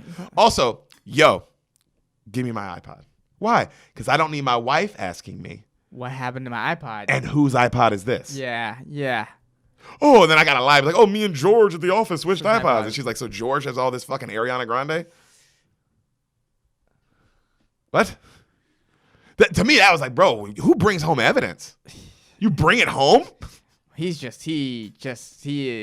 just thinking with his dick right now. Oh, hardcore. That's all he's Full thinking. dick brain, huh? Yeah, full dick brain. Deadly brain Just there. a head full of D, baby. Oh boy. Dickhead. Dick noggin. Little penis thoughts, huh? Little erection conscious going on. Oh man, all those are great. We need shirts for every one of those. Oh god, so he's on the train on his way home. Yeah. Also, I don't know why this has nothing to do with the movie or anything, but man, it must be really cool to be able to ride the train into work. I don't know why. It just seems easy. When I was in New York for like those 2 weeks where I was just going around doing spots and stuff, it's nice to not have a car. Yeah, that's what I was thinking. The idea of being a married man with 2 kids and you don't need a car. You don't it's need a like, car. how does that even? Because you're like, how is that even possible? What kind of 2? How do you not? And it's like, bro, you don't need a car. No, yeah. Then in this world, you don't need a car. You don't need a car. In New York, no, absolutely. And it's like, oh, if you're going on trips, you could just rent a car. Well, I think they live. Like, he lives outside of New York, right? He's training in. But yeah. He lives close enough that you don't need a car. Yeah, still. I mean, he probably does have a car, but like he doesn't need one. Yeah, To, they like, definitely. If they have one, they only have one. That's what Sam said. She's like, that's kind of really. You would only have one for like road trips or family stuff around whatever your little neighborhood is. Right. But if you're going in the city, you're never taking your car. No. So useless thing to do. God, but I love that. Seems awesome though. That idea to me, it's just like, damn, that seems cool. It be is like nice. a job, even like because for a comedian, you're like, oh, of course, but like, damn, that seems dope to be a banker, and you're like, oh, I don't have a car. Yeah, it's one of the things. It's like, one of the reasons why I wanted to move to New York eventually. Now, who knows? It might be a giant wasteland, but Yeah, you're never going, bud. yeah. Now, I've never been. You're never going back. yeah. Now, who knows? Who knows what New York's gonna be like? You ever been to Australia, son? Nope. And you never will. So,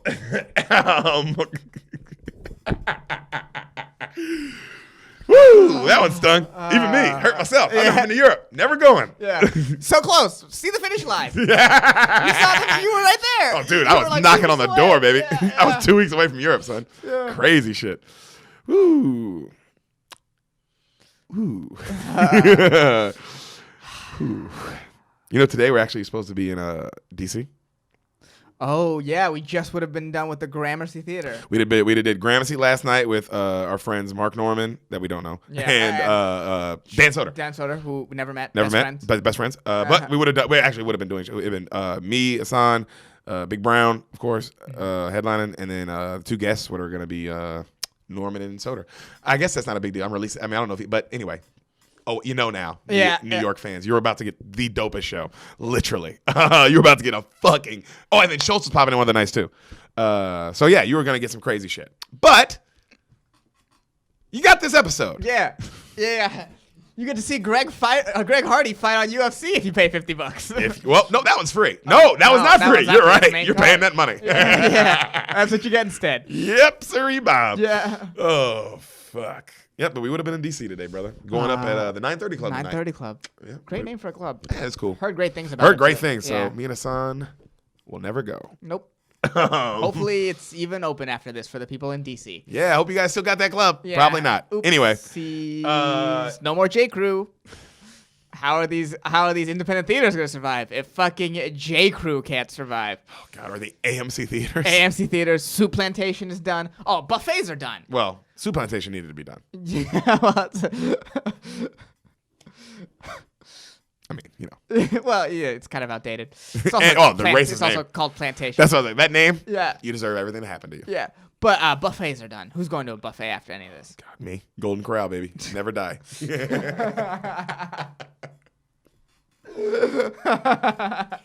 Never die, Golden Corral. You will live on. Have you ever been to Golden Corral? No. You know what it is, right? Yeah. Okay, but I Yeah. feel like that's a famous enough reference. There's, you know. It's like a Cracker Barrel. They're out there, baby. You don't have to go to Golden Corral to have been to a Golden Corral. No. If you feel what I'm saying. Have you ever been to Cracker Barrel? Yes, I've been Okay, to Cracker Cracker Barrel's. Barrel. I was about to say, Cracker Barrel is legit good as fuck, bro. I've been to a Cracker Barrel. Me and my brown ass family all went as a crew to Cracker Did you sit in the Barrel. rocking chairs outside? Yeah. Gotta sit in the rocking chairs, and you gotta play big checkers. Yeah. And I think we went to Michigan once with Lockwood too. When we went to that Michigan tour. It's good breakfast, man. Yeah. Pancakes it's are a solid. Cool place. Solid pancakes. A lot of stuff on the inside. Oh yeah, it's weird that you got to go through the gift shop first, but Yeah, other than that, good food, A lot good of bacon. stuff. They put a little cinnamon on their pancake. I like that. Ooh. So, where are we? Oh, let's switch iPods. So on the way home, he's listening to rock music, like her iPod, right? And he's like really into it. He's like liking it. And he's looking at like all these hot women and they're all kind of looking back at him, like vibing with him, right? And he's like feeling himself, you know? So next day he's at work, he comes up and he gets in the elevator and a white guy that you would recognize, this white guy's been in a lot of movies. This white nigga might have been in like some of the Godfather shit. Okay. Robert De Niro. No, the Spider dude that we were talking about. Oh, Michael Imperioli. I think it's him. Okay. Could be wrong. If it looks exactly like that nigga. Okay. All right. But he comes in the elevator too, right? He's also a bike messenger. And bro, this white dude starts rapping the exact same song as him. And he's like, niggas gotta die. Niggas gonna die because I'm not gay because I kill niggas. Saying nigga and everything, bro. That's why I was like, oh, this is definitely Chris Rock and Louis C.K. Yeah. Yeah. They wrote, no other comic would have the balls, besides us. Yeah. If you've seen our sketches, would have the balls to fucking let a white dude say the N-word that much with that kind of comedy in it. And, well, other than the white dude who says it himself and the black guy who lets that white guy say it himself all the time because they're both funny. Yeah, that's funny first. That's also a good callback, funny bit. Funny first, man. Funny. What comics are writing that joke today, though, in a movie? Funny first, slur second. That's very true. That's how we roll. Very true. But who's writing that movie now, or that joke in a movie now? Who's just those two? What? Everyone's scared. I'm trying to think of any because there's no white comics. Judd's not doing it. Seth's not doing it. And I love Seth Rogen. Absolutely not. And I love Judd Apatow. That ain't no diss to them. I'm just saying they're not writing that joke, bro. Yeah. That's not their forte. Not to say that like Seth Rogen's writing like bitch shit, because if you've seen the Sausage Party. I haven't seen it, but no, Seth Rogen writes real shit. Yeah, real shit all the time, real comedy. But like that joke is for like real. You gotta be a comedian kind of person to even think that that's funny and okay. Is there any like black directors that would let that fly? No, I can't imagine Coogler doing it. Tarantino, maybe Ice Cube. Maybe I could see it. That's what I'm saying. That's a maybe. Yeah, that's a maybe. I don't really know, but these motherfuckers did it. So. Nikki, when he gets to his office, Nikki is waiting for him. Jesus Christ. Who's letting her in? Well, she can just get in. Oh, yeah, you can just It's a bank. Yeah. That's funny. Who's letting this fucking whore in here? It's like, well, sir, she could have an account with us. Yeah. We don't know that. So, all his coworkers are staring at her evilly. And as she's walking in, I'm sorry. She's walking in the office. Mm-hmm. He's waiting, right? He's there, and all his coworkers are still like, "What the fuck is she doing here?" And his assistant goes in, and she's like, "Richard, that girl is here to see you." And he's like, "Oh, let her in." And then she goes, "Richard, can I ask you something?" And right then she barges in, Nikki, and she's looking at the assistant like, and then the assistant's like, "It can wait, Richard." And she leaves, right? And it's like, bro, that should have been enough. Right. The assistant not telling you should have been enough. So he looks at her, he goes, "Girl, you keep showing up here, people are going to start talking." And then she's like, "Let them talk." Like this is my problem with it, because I mean, that line doesn't mean much, but she says it like who cares? Who cares? What are you talking about? Right. And for him to brush that off, what do you mean? I care. Yeah. Everyone here knows my wife. Yeah, it's all, I don't know how he's not terrified at her. Yeah. I'd be terrified. Also, bro, like, nigga, this is how you lose half and don't get to see the kids because you fucked up. Yeah. And you're not even fucking her, so it's like not even worth it on your end. What is the preach, brother? Yeah. So she says, "Hey, I have to move out of Teddy's place. We broke up. He's out of town. So I want to go out and find a new place, like right now. Can you come with me?" And he's like, me and George Buscemi have a conference call together at 3 for this big client we're trying to get. And she's like, "Oh, but I need you." And he's like, "Oh, hold on." And he goes over to George. He's like, "George, can you handle this alone?" And he's like, "I mean, I guess. I kind of need your help, though." And he's like, "Oh, dude, come on." And he looks out, and George is like, and he comes over, and he's like, "How you doing, Nikki? Hi, I'm George." She's like, "Oh, nice to meet you." And then they just leave, right? He just kind of like, he goes like, lets him go. Like, all right, doesn't say anything. Yeah. He's like, "Okay, all right, I'll let you have this one." But I get it. Because you can see George, it was kind of like a friend be like, "Okay, I'll give you this one." Okay. So she goes, and he takes her to help her find a place, and then she finds a room, and it's super small, super shitty, super just shitty as fuck, right? And she says, like the lady, the rent, like the lady selling it, like says something about how them like, hey, so for couples, whoop de whoop. She said something about for couples, and then he's like, oh no, we're just friends.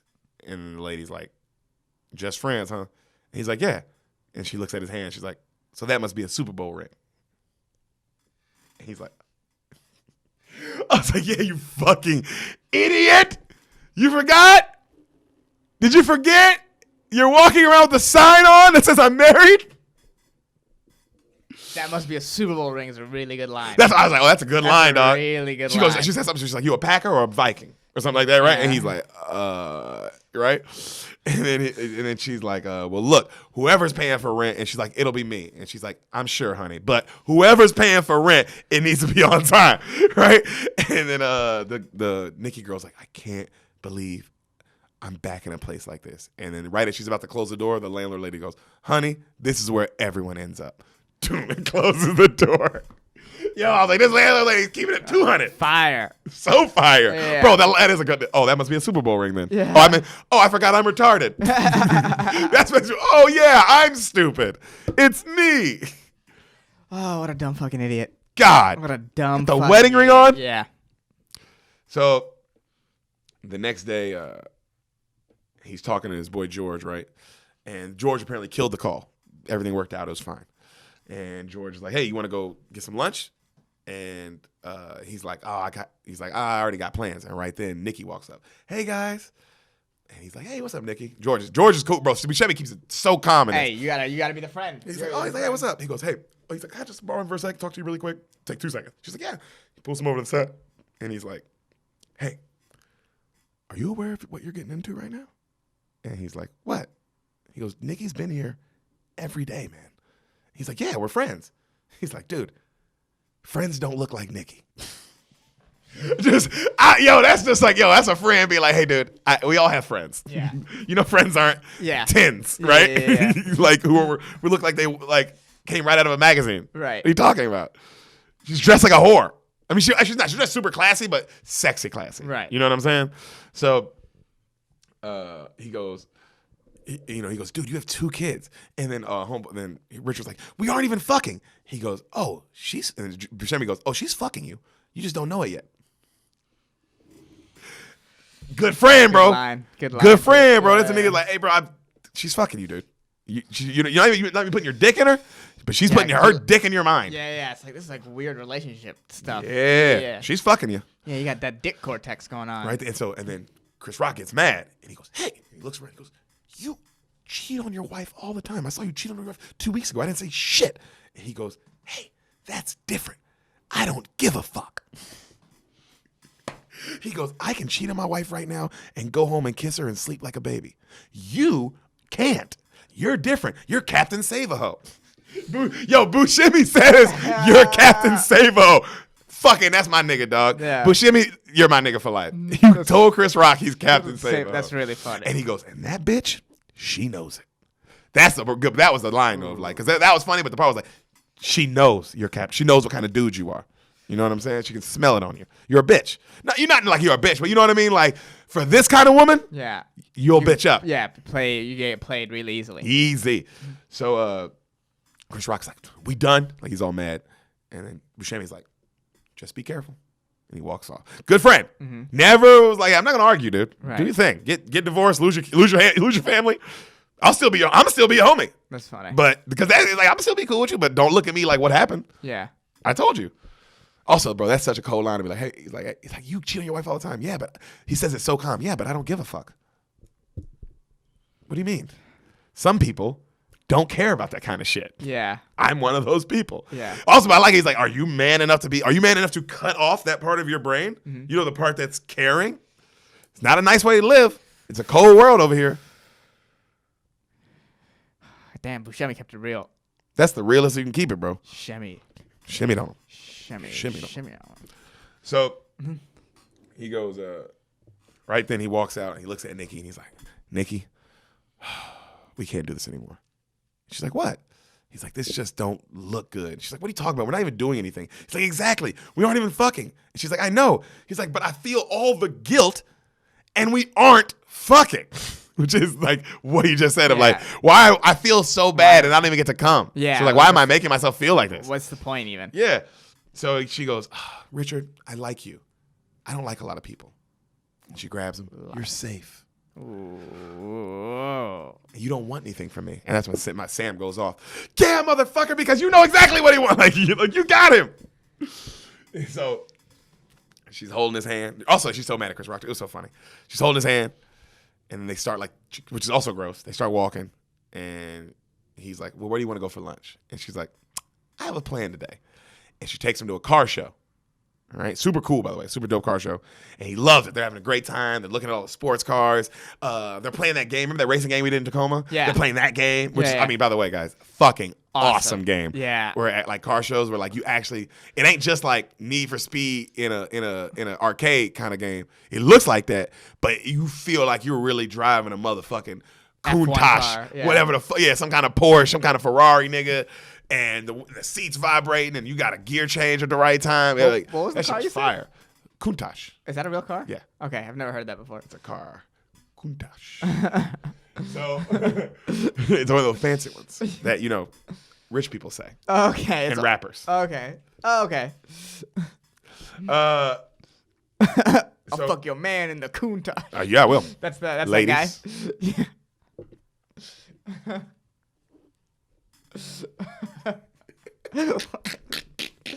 What is happening? I don't know. So that night he's hanging with his kids, right? And he's blasting the rock music that the girl gave him. And his wife comes home and she's like, what is going on, right? And he's like, what, you don't like it? And she's like, no, I don't. And she cuts it off. She's like, also, where are all my CDs? She's like, what do you mean? She's like, I can't find my Usher, my Beyonce CDs. I can't find them. Where are they? And he laughs at her. He goes, honey, you got some nigga ears. And she goes, and she grabs him and she pulls him off to the side. And she's like, nigga ears? He's like, oh, I'm sorry. She's like, don't talk like that in front of the kids. Like, she's so mad, right? And then he's like, what, honey? It's not a big deal. She's like, they ain't. And then she takes it too far. She's like, they're not going to be asking where my dad is when they're going to grow up. They're going to ask where my nigga is if you say stuff like that around them. And she walks off. I guess she's just mad because it's like, hey, that's not how that works. Yeah. But I get that you're mad. And I'm not going to say anything because I'm going to lose this argument for sure. It's one of those things like, well, you're not going to win, so just let it go. Right. You know? So she goes, right then the wife goes, also, by the way, I called you yesterday. He goes, what? She's like, yeah, I called you. I called the office. No one can find you. I tried your cell. I texted you. You didn't text me back. What was that? And he's like, what's the difference? What does it matter? She's like, what do you mean what's the matter? You got to tell us where you are. He's like, why? She's like, what if I got hit by a car tomorrow or something? And then he's like, what are you talking about? Whoop, whoop. That you're not going to get hit by a car. You need to know where I was so bad. I went and got lunch at this deli shop, and then I forgot to get a ticket in line, so I had to get back in line and redo the whole line to get the deli, and then they forgot something, so I had to wait on it. Whoop, whoop, there. And then she's like, why are you making that sound like an alibi? I mean, she's got him, bro, because it's like, what? Also, it's like, bro, why? It does. Nigga, it sound like you're trying to get out of some shit. Why do you need an alibi? Yeah. You also could just say, Million things you could have said. Yeah, also, you could have just told her the truth without saying you'd done it with another person. Yeah. You could have just been like, I went to a car show. I just cut my phone off, and I just wanted to have fun. Yeah, I just went. Look at sports cars. Yeah, you can even say I went with George. Yep. Yeah, And he'll George laugh for you. Yeah, he was like, oh yeah, he was like, you want to go to a car show? And I was like, oh fuck yeah. Yeah. Well, this is something different. Let me turn my phone off. Let me just be in the moment. Yep. Yeah. If you look, guys, if you're gonna lie, Get him with it, yeah. just tell the truth. The best way to lie is to tell the truth, and you just leave shit out. Yep. Always. That's also lying. Always the best way to lie is always tell the truth, and you can go from there. And then the best lies is when you combine two truths together, but never not tell the truth. Yeah, because you actually lie, that shit's hard, bro. Yeah, That shit, yeah. I mean, it works sometimes, but Yeah. it is hard. Always tell the truth, but not to the question that person is asking. That's how you lie. And that was lying with the sun, guys. Any women that want to take his class, it's just $9.95. Learn how to lie like a son. Yeah. So, she's like, it sounds like Al, you know what to do. She's like, next time, just answer your phone. Right? And he's like, okay. And she's like, so tomorrow, what do you want to do for our date? And then he looks at her and he's like, let's do something different. And she smiles really big. She's like, okay, what'd you have in mind? Cut to this dumb fucking idiot. Where do you think he takes her? Where do you think he takes her, son? The car show. The car show he was just at. Hassan, You've never been married. You've never even had like a long-term relationship. You're going to cheat on this person. All right? You're already there. Put yourself there. You already did it. You're already, and you're doing what he's doing. You're not even cheating, but you're emotionally cheating. In this situation. You are emotionally cheating. Okay. Yes. Yeah. This girl, you go to a car show with this girl. Yeah. How scared are you to go back to that show with your wife? Oh, never. Never in a million years would I go to that show with my wife. Can I ask a question? Yeah. Is it because you don't want someone to go, hey, Hassan, back again? Yep. Oh. Hey, what did you see yesterday? Oh, that was your cousin, right? Or I thought that was your wife. So is this your wife? Like, because humans are humans, and not everybody's in your fucking business. Yeah. So they say things like that. Yeah. They say, hey, nice to see you again, because that's a nice thing to say to someone. Who you saw yesterday. Yeah, that's a totally nice, normal thing to say. Hey, what's up, dog? Oh, who is this? Who was that? So this is your wife? Yeah. Wow. So you knew that immediately. Yeah. Interesting. Yeah. Crazy you knew that immediately. Okay. So just curious. So he takes her to the car show that he was just at. He goes, hey, let's go look at the Porsches or whatever. And she's like, why? And he's like, what? Come on. Let's go look. And she's like, no, I know what you'll like. Cut to, she's showing him all the minivans. And he is so mad, right? Which also, like, what did you think? Yeah. She's a mom. Also, yeah. Why would She's not a single whore. Why would your wife be into this? Also, she was into the minivans. The other girl took you because she's trying to woo you. Other girl's like, oh, you like sports cars? Let's go look at this. Of course. Yeah. Unless she loves cars. Like legit also was like, ooh, a Countach. Yeah. Ooh. I heard rappers fuck other women's men's in these. Yeah. Unless she's a big fan of Derek Dick Down, the rapper. Yeah. Oh, yeah. DDD, baby. Yeah, DDD. Triple D, everybody calls him. A lot of names. Yeah. Kind of like a Kendrick Lamar thing. Kendrick, a lot of names. Anyway. Yeah. Why would you? What? You know what this woman likes. Yeah, at this point, you're not guessing if she likes cars. It's your wife. Yeah. Yeah. And if she does want a car, she's probably going to want a minivan. Right. Because we have 2 kids. Right. Yeah, I gotta take us to actually do something different. Look up some fucking weird art installation that you can all go to. And, like, it's Take different. your family there. Yeah, it's weird. And if it's bad, you guys can make fun of it together. And that's fun, too. Yeah. Not this place you've already been. Idiot, That yeah, what a dumb fuck. So the voiceover comes back to the voiceover and he goes, going to a car show to look at the minivans is like going to a strip club to look at the DJ. It's a good line. Such a Chris Rock. Yeah. Yo, that's a joke. That's a, yeah. You can say that on stage. Yeah. Like, if you said that on stage, I would be like, damn, Hassan, that's funny as hell. Yeah. Like, that's legit. Like, damn, nigga, that's good. That's a Chris Rock level joke. I would say that probably too. So at work the next day, right, he's got a very important meeting. All right. And it's with his boss and Bashemi's there, whoop, and he gets a call during the meeting. Mm-hmm. And they're all like, what whose phone's ringing off? And he answers it. He's like, and he apologizes, and they're, of course, looking at him, and it's Nikki. And he's like, and instead of doing the normal thing, which would be hang up, because you can just hang up, she's a whore. Yeah. She deserves nothing. He goes, excuse me, guys, I'll be right back. And he steps out the meeting. And so, of course, his boss is like, what? Yeah, this guy sucks. Hey. And I'm putting myself in the boss's shoes. Mm-hmm. If I'm not stepping out of the meeting, where the fuck are you going? Yeah, unless... Is it your wife? Yeah. Is she dead? Yeah. Because even in that point, I'd be like, hey. Even at that point, my wife, I wouldn't expect my wife to call me at work unless it was an emergency. Yes. And also, Asana, you're not looking at your boss like, boss, this is an emergency. Yeah. I'm so sorry. Like, first off, you're apologizing too. You're like, I know me. I'm like, oh, dude, I'm so sorry. Boss, I have to take this call to my wife. Yeah. I think the kids, something's going on. Yeah, I gotta. she knows I'm at work. She never calls. Because then your boss is going to be like, oh. Yeah. Of course. You don't want to look like other people in the meeting. He's not going to be like, sit your ass back down, Hassan. Right. But to just walk and be like, oh, excuse, and walk out. Oh, I'd be like, I'm like, hey, just make sure you keep walking. Yeah, you're done. What? Just keep going. Close the door. Keep going. What? Yeah. You're done. For some, you're not fucking her. What's even the point? You know how mad I would be at my wife if she called me with some bullshit in the middle of that meeting? It's like, this is my job. And she's like, hey, you know the drapes are actually orange, not red? I'm hanging up in her face. I'm hanging up in her face. Yeah. And then when I get home, I'm beating her. No, This is why I fuck other bitches, yeah, man. Yeah, for sure. That's exactly what I'm saying. They'll call me Triple D. No, I wouldn't. No, I would hang up in her face, and then I'd go home and I'd burn those curtains. Yeah. And I'd be like, now they're black. Yeah, the fuck is wrong with you? Don't ever call me. Yeah, well, this guy's getting way too invested in this girl. So, she goes, hey, I need a favor. Whoop. He's like, what? I'm in an important meeting. She's like, I need you to help me tomorrow. Can you come with me to my ex's, Teddy's, and help me get my stuff?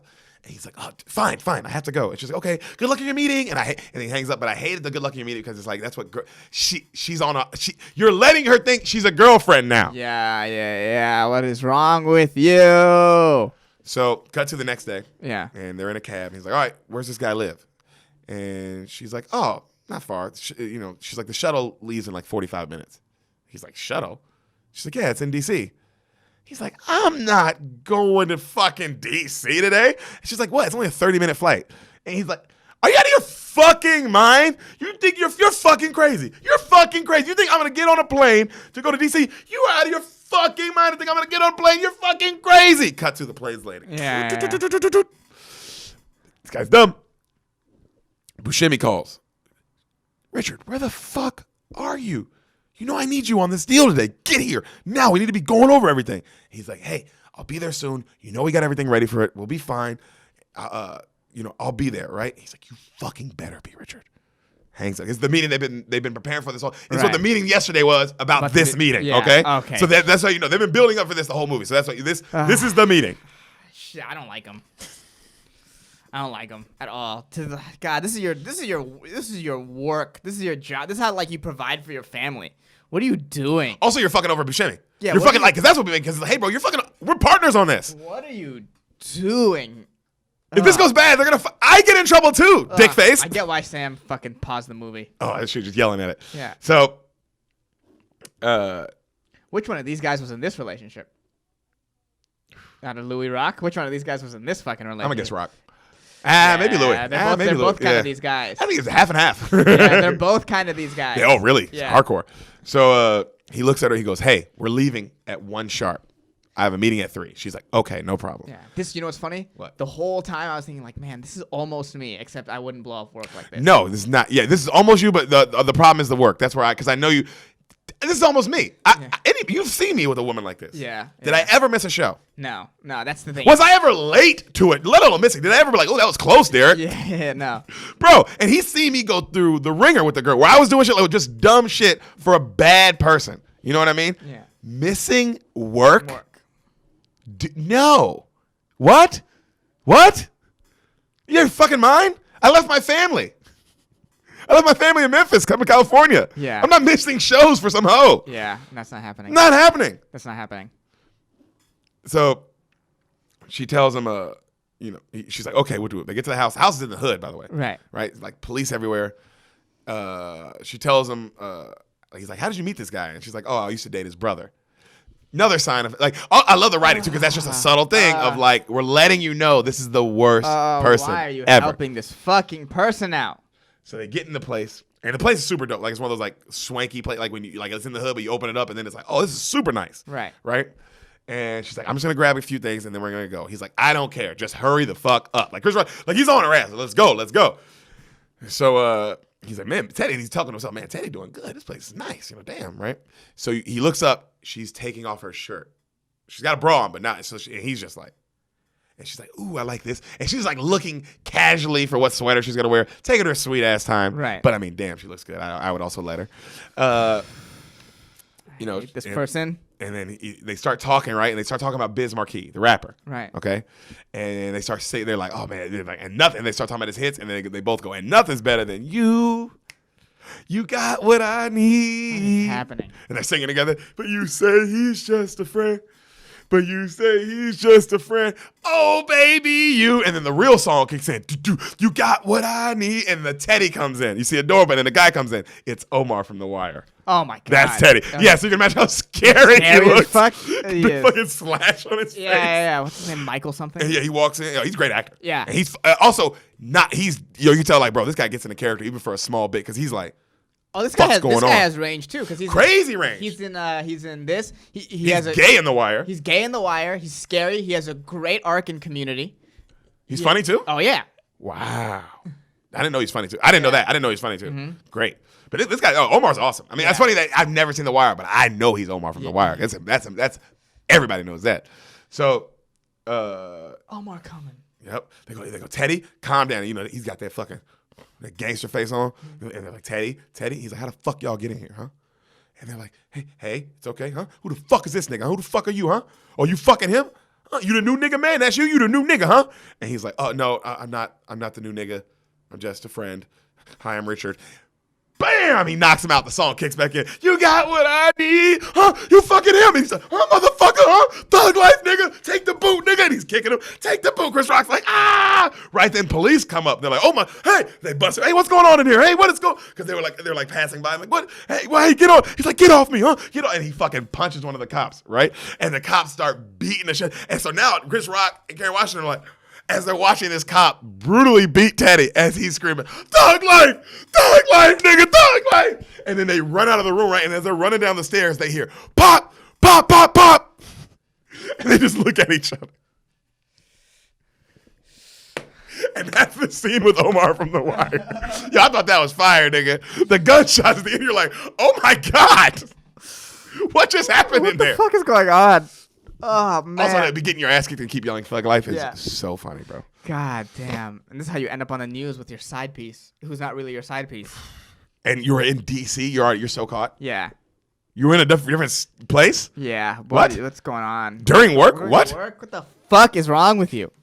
That's the worst part about this to me. So all this is doing work. That's what I hate the most. Yeah, it's like, dude, you missed the whole day. Yeah, dude. You didn't even take a half day. You So missed the whole day. This is your kids that are being affected by this. Like, fucking think. Yeah. So in the car, because they're in a taxi, and he's screaming, what the fuck is wrong with you? Why the fuck would you put me in that situation? I shouldn't even fucking be here. I should be in a fucking meeting right now. What the fuck is wrong with you? You're fucking crazy. And right then she grabs him and starts making out with him. And then, of course, he starts kissing her back. And now they're making out. And then he goes, no. It's quiet. He looks at the taxi driver. He's like, can you hurry up, please? And it takes him forever to get to the airport. And then in the meeting, they cut right to the meeting, and everybody's in there, but there's one empty chair, and they're talking about Michael Jackson.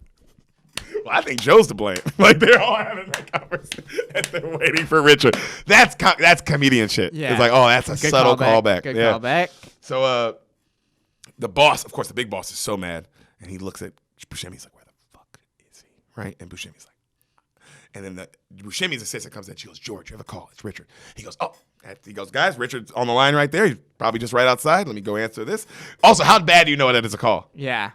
You're like, oh. My heart would have sunk. Right. Like, hey, Derek Hassan's on the line. I'm like, he's not outside? And they'd be like, no, he's on the phone. I don't even know if I'm answering it. Because I know you're about to give me bad news. Yeah. There's no way you're like, hey, Derek, I'm outside. Yeah. Derek, I'm only calling to tell you that I'm right outside. Oof. So he goes, he goes to answer, and then you see Richard, he's telling him all the flights have been delayed. All flights have been delayed at the airport. So he's stuck, right? He's not going to make it. And he's like, dude, where the fuck are you? He's like, I'm sorry, man. I'm sorry. I'm not going to make it. Fuck! Calm down, George. George, you can do this. You handle the call. You can handle this. You know all the things. He's like, damn it, Richard. It's supposed to be me and you. It's supposed to be a team. You're killing me, man. Fuck. He's like, I'm sorry, George. Well, hope she's worth it. And he hangs up on him. And Richard's like, fuck! And then she's like, because she's like, and he's just, because now you can feel he's like, oh my God, I think I just got fired. Yeah. So George walks back in the meeting and he's all calm and he's like, well, Richard ran into a little snag. He's not going to be able to make it, but we'll just get started without him. And he goes to start the meeting and the other dudes are like, he's not going to, what? And they just leave pissed. Because they're like, no, what do you mean? We've been setting this up. This is a big business merger, millions. We're talking about like $100 million, $200 million merger, one of those kind of things. And like, what do you mean? What? He's what? Out. Like they left. They were That's like, what you get, Chris Rock. No, I get that. Also, it's like, so I've been doing business with these two guys this whole time, and now that was one. There's too much money. I don't trust this. Right. Too much money is involved. It needs to be fucking down the line perfect. Mm-hmm. So, Richard gets home finally that night, super late, right? And he walks in, and his wife's like, hey, where you been? And he's like, look. And she's like, oh, because she sees his face. He's been clearly beat up. Right. She's like, oh my God, what happened? He's like, I got in a fight. Don't worry. So get in a fight. What? Who did? Why? You know? And he's like, look. And he tells a lie of like someone cut him off, and then he got out the car, and they got the car, and the next thing you know, we're on the ground, we're fighting. And she's like, she goes, stop. That's the dumbest shit I've ever heard in my life. What the fuck are you talking? Like, what? Why would you you're a grown man with kids. You're a grown man with, she goes, you know what? And she's putting dishes away. She's like, you're going to put the dishes away. I'm going to go upstairs. Fucking, I can't talk to you right now. And she goes, she leaves. And then right then, like, he looks at, and the news comes on, and they go, 2 police officers were shot today in downtown D.C. area when answering a domestic violence call. Or some shit like that. And he's like, and he goes, the man named Teddy was finally brought into custody. And then he just like, cuts it, like, he's just like, oh, fuck. So he gets to work the next day, and it's the big boss is waiting on him. And calm, Cooper, can I have a word with you? Yes, sir. Takes him into the big conference room. Cooper, you're a good man. You brought a lot of money into this company. And Chris Rock's just looking at him. He's like, would you say you've brought a lot of money into this company? Yeah, I brought some money in. No, some money. You brought in close to $20 million, Richard. $20 million. That's a lot of money, wouldn't you say? Yes, sir, that's a lot of money. Richard, do you see this quarter? Yes, sir. This is you. This quarter is $20 million. He sets it on the table. This table, it's a gigantic conference table, is Langford and Pupkin. This is $800 million. This is how much you mean to this company. You're on probation. Anything else, you're fired. Do you understand me? Richard's like, yes, sir. Wow, he got it. I would, if I was a that's him. I'm like, fire him. Fire him. Yeah. You have the coolest boss in the world. Yeah. I mean, the fact that he scolded you, great. I mean, Yeah. I love the scolding he gave him. But after the quarter line, you're fired. Right. I just wanted you to hear that before I fired you. Right? And he's about to leave, and he turns around and he goes, Cooper, you could lose a lot of money chasing women, but you'll never lose women chasing money. He closes the door. I've been told that, Hassan, my whole life. From a child, I've heard men say that to me. All the way to an adult, I've heard men say that. That's like I've known that since I was a kid. It's the realest shit ever, bro. That's the real, bro. How many niggas do we know who aren't where they should be because they only care about pussy? Career-wise. And I'm talking about people who made it, and they're doing good. Yeah. But the fact that they only care about pussy fucks them up so bad. And sometimes they don't even see it. And they can't see it. They don't even realize, bro. You know what I'm saying? Whereas you got the niggas who only chase money, and those niggas are never lonely. You're never not gonna be married. You're never not gonna have women wanting to fuck you. Ever. Period. Period, bro. Ever. Might not be the woman that you love or that's gonna be the best for you, but you'll never be alone. Right. So he goes, he leaves, and voiceover, he's like, I still had my job, I still had my family. Just had to do one thing now. And then as he's walking through, his assistant goes, Richard, you got Nikki on line 1? And he's like, tell her I'm not here. Next day, Richard, Nikki on line 1? Nope. Next day, same thing. Next day, she's like, Richard, Nikki's called twice today. He's like, tell her I'm dead.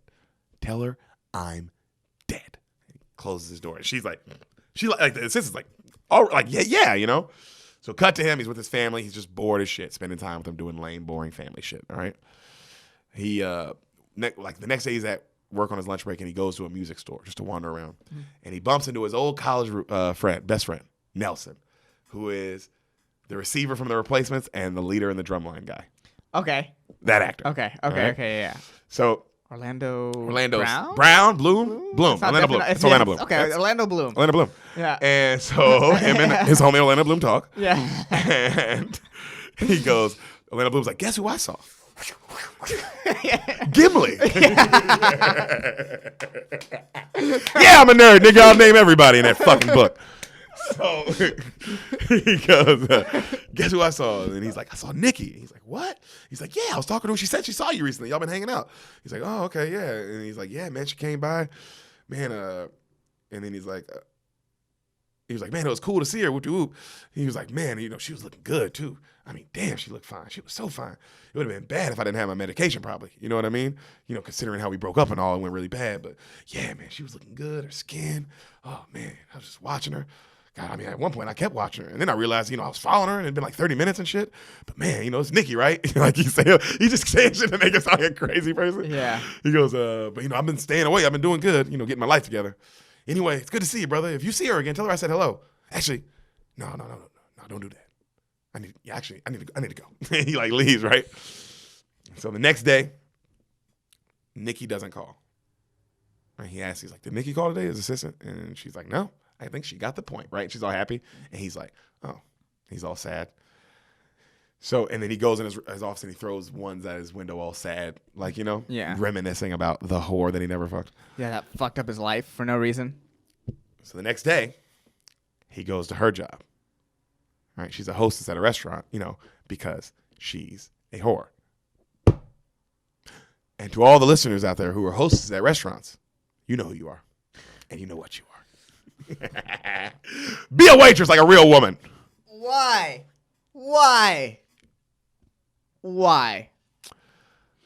What'd you say, bro? The dick brain is a powerful mind. Yeah. Fucking those penis thoughts. Dude, they'll get you. Yeah. Oh my God. Damn. So they're hanging out. He goes and she goes, "Why are you married? You say you're happy, but I don't think you are." He's like, "No, I am. I'm happy. My mother, she's, my wife's great. She's the mother of my kids." And then she goes, "Ugh, you sound indebted," which is true. She's like, "You sound indebted to this woman, not married," which is like how he's describing it. It's like, you sound like you owe her something, Yeah. And he gets me. He's like, "At least I have a family. What are you talking about?" And she's like, and she's like, "What do you mean have a family? You don't talk to your wife or fuck your wife. If that's family, I'll wait." He's like, "Well, what are you waiting for, huh?" She's like, "The real thing, love." And then he's like, "Wow. Well, let me ask you this. You ever think of getting a skill, like a real skill?" And she goes, "Oh, honey, I got skills." And he's like, he shuts up. He's like, "Oh, okay." Whoa. What? Fuck this guy. He sucks. I don't like him. So, yeah, I get that. I don't like him. He's an idiot. Yeah, so, he's not even fucking her, so it's like there's no silver lining. Just midlife crisis. Yeah. Legit midlife crisis. Real deal. But he's not getting anything cool out of it. Yeah, where's your car? Yeah, the fuck? Like, get in a car and then get a wreck and then realize you shouldn't have gotten the car. Yeah, what the fuck is going on? And then she looks at him. She's like, "What are you doing here, Richard?" Right? She stops him. And he's like, "I don't know." And then he's like, "I don't know. We're friends, right?" And she laughs. She's like, "Yeah, we're friends." And she walks off. And then he follows her. And then she gets back to her job. Like, they go for a lap around her job, right? Right. And she goes, why don't you come out with me tonight? He's like, "Why?" She's like, "I got this guy into me, and I want to know what you think of him." He's like, "Some guy's into you?" She's like, "What, you jealous?" He's like, "No, I'm not jealous. What's his name?" She's like, "Compassion." And then they start making fun of that his name's Compassion. Like, they're laughing. And she's like, "Just come out. It'll be a blast." Like, "Come out with you tonight? Like, tonight? Are you kidding?" He's like, "What do you want me to tell my wife?" And she looks back, and she's like, "I don't know. Start a fight." And then she goes into work. And he sits there for a second. Cut to dinner that night. And he's like, "Chicken again?" And of course, the wife's like, "Yeah." He's like, "Every day, fucking chicken. I got feathers coming out of my ass, woman." And she's like, "What? I thought you liked chicken." He's like, "I know I like chicken. That doesn't mean I want it every fucking night. You ever heard of a lamb chop? Huh? Can a nigga get a taco?" And then she's like, "What?" Of course, his wife's like, "What? Where is this coming from? Why? Also, just tell me. Why are you yelling?" Yeah. Just be like, "Hey, I'd rather have tacos tonight." I'd be like, "I'll just put the chicken in the fridge with tacos." What are you talking? This isn't a fight. Yeah. So he's going off. And he's like, "I'm out of here." And she's like, "What? Where are you going?" And he's like, "To get some duck." And he leaves. And she's like, "What?" So cut to him on the train, right? And, he's like, "Oh, my God, voiceover. What the hell is wrong with me? This is stupid. You're being dumb. Get off this train. The next stop, I'm getting off this train. I am going home. I'm apologizing to my wife." Cut to, he's at the club. He walks in. God, now that you said that, I'm actually wondering, like, I wonder whose life this was, Nikki, Chris's or Louis'. Yeah. Because I'm immediately going, it probably was Chris. And I'm like, no, I can see this being, I can see Louis doing this dumb shit. This is both of them. This is the nigga that jerked off for the women. Yeah. He don't make all the best choices. Yeah. Oh my God. Is this guy redeemable in any sense at this point? Does this character ever redeem himself? So, Is he an unredeemable fucking idiot? you know who wrote this movie? Oh no. You do know who wrote this dark ass movie, Oh Hassan. no. Is anything ever redeemable in Louis? Oh man. Yeah, that's his sort of whole shtick. Is that he's a bad guy. Yeah. That's why we like him though. And admit that, America. Fucking get Uh, over yourselves. But get over yourselves, America. You liked him before he jerked off. He jerked off. Admit you still like him. He's funny. He just, fucks up a lot. So, cut to the club, and he sees Nikki's like homie, right? One of her homies. And the homie tells her, like, hey, Nikki's going to be coming later. Whoop de whoop. He's like, are you sure? She's like, yeah, she's coming. She's on the way. Don't worry about it. And then you see his wife. She's drinking at home alone. She's drinking wine, getting just down at it, getting like fuming, And then it cut back to him at the club, and he's like, you sure Nikki's coming? She's like, yeah, Nikki's coming. Just have a good time till she gets here. He's like, okay. It's club, right? Cut back to the wife. She's like, she slams her wine down. She runs upstairs. She's like, fuck is this? Fuck this chicken shit, huh? And she starts going through all this shit. What are you hiding? Motherfucker, are you hiding something? Obviously, I get her. She's like, what? What's going on? She's just going through all his pockets, going through all of his shit, right? Cuts to Chris. He's sitting at the club alone, just waiting for this girl like an idiot. Okay? Just sitting there at the club, waiting. 50-something-year-old man. So she goes through his computer, the wife, and she finds Asian porn, and she's like, I thought he was done with this Asian shit. God damn it. And she just keeps looking for stuff, right? And so cut to he bumps at the club. Chris Rock bumps into those girls. They sold him the shirt earlier in the movie. The fine girl that sold him the shirt. Right. And they're like, hey, you want, they like, hey, what's up? I remember you, dude. And they're like, you want to smoke? We got a blunt. And he's like, I don't know. And they're like, come on. Woo, woo. And they're hot. And he's like, okay. And they talk him into it. So cut to his wife, and his wife's talking to Stephen A. Smith's wife, her friend. Yeah. All right. And I hope I'm not this fucking retarded when I'm 50. Dude, I hope so too. This is just me too. a level also of me. retardedness. I hope that for all my friends. Jesus but Christ. one of us will. And Jesus that's Christ. the punishment one of us will suffer. Yeah. So he's still not home, right? And the friend's like, he's still not home? It's been 5 hours. She's like, no. She's like, well, did you find anything? She's like, oh, just some Asian porn, but it's nothing that bad. Because it wasn't crazy. It was just regular porn. And she's like, I don't know about him. It cuts to him. He's smoking weed at the club, right? Getting high as shit. And then cut back to the conversation, and the friend's like, she's like, I know Richard. You know Richard. He's a good man. He's a good father. He had to blow off some steam. He's probably out right now, just wondering how he's going to apologize to you, thinking this all over. Cut to him at the club. Girl, shake that Laffy Taffy. That Laffy Taffy. And he's drunk as shit, like dancing his ass off. Girl, shake that Laffy Taffy. And he's dancing with the two hot girls, right? They're smoking with him. And then, right then, Nikki's friend walks up. And she goes, hey, Nikki wanted me to tell you she isn't coming tonight. And then right then, the music gets like, and his face is like, and he's like, yeah, she said something about going to Miami with some guy named Compassion. Anyway, she'll see you later. And Sheila walks off. Right. And now he's just like you just hear him breathe, like, oh. Like you can tell it hits him, like, oh, what was this for? Oh, this is what it takes? I'm flipping you off. Christopher? Yes. Christopher Chris? Yeah, you fucking idiot. So he runs home as fast. He goes home as fast as he can. Right? He runs home. He comes in the door, and she's sitting right on the steps, waiting on his ass. Mm-hmm. And he's like, I'm sorry. Fuck, you're sorry. Fuck, you're sorry. What kind of food takes 5 hours? And he's like, look, it's just, she goes, you fucking somebody? He's like, no, I'm not. Tell me right now if you're fucking somebody. You tell me. You be a man. And he's like, look, honey, I'm not. I swear to God, it's work. I lost a client. I'm on probation right now. I didn't want to tell you because there's just so much been going on. Whoop-de-whoop. She cuts him off again. Where have you been? I love the way right there. It's like, hey, stop. I don't care about any of that shit. That's not where were you right now? And he goes, I was just watching the Knicks game. She goes, the Knicks game ended 4 hours ago. Where were you? Just say the club. You did nothing wrong at the club. And then he's like, he doesn't say anything. And she just looks at him. She goes, you ever do some shit like this to me again, it's over, right? I'll kill you. And then he's like, I'm sorry, honey. She's like, I don't know what's going on. Fix it. He goes, honey, I'm sorry. She goes, you should be. And she storms off. She walks off, slams the door, right?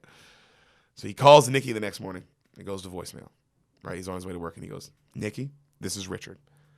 I don't know what happened last night. I don't care. I'm married. You're single. Don't call me. Don't text me. Don't fax me. Don't email me. Leave me the fuck alone. You were done until you went to see her at work, you dumb fuck. Thank you. You were done. He's out now. So. Is he, though? Buscemi Yeah. offers him a ride home from work after work that day. Right. And he's like, yeah, I'll take the ride. So they're in the car, they're talking.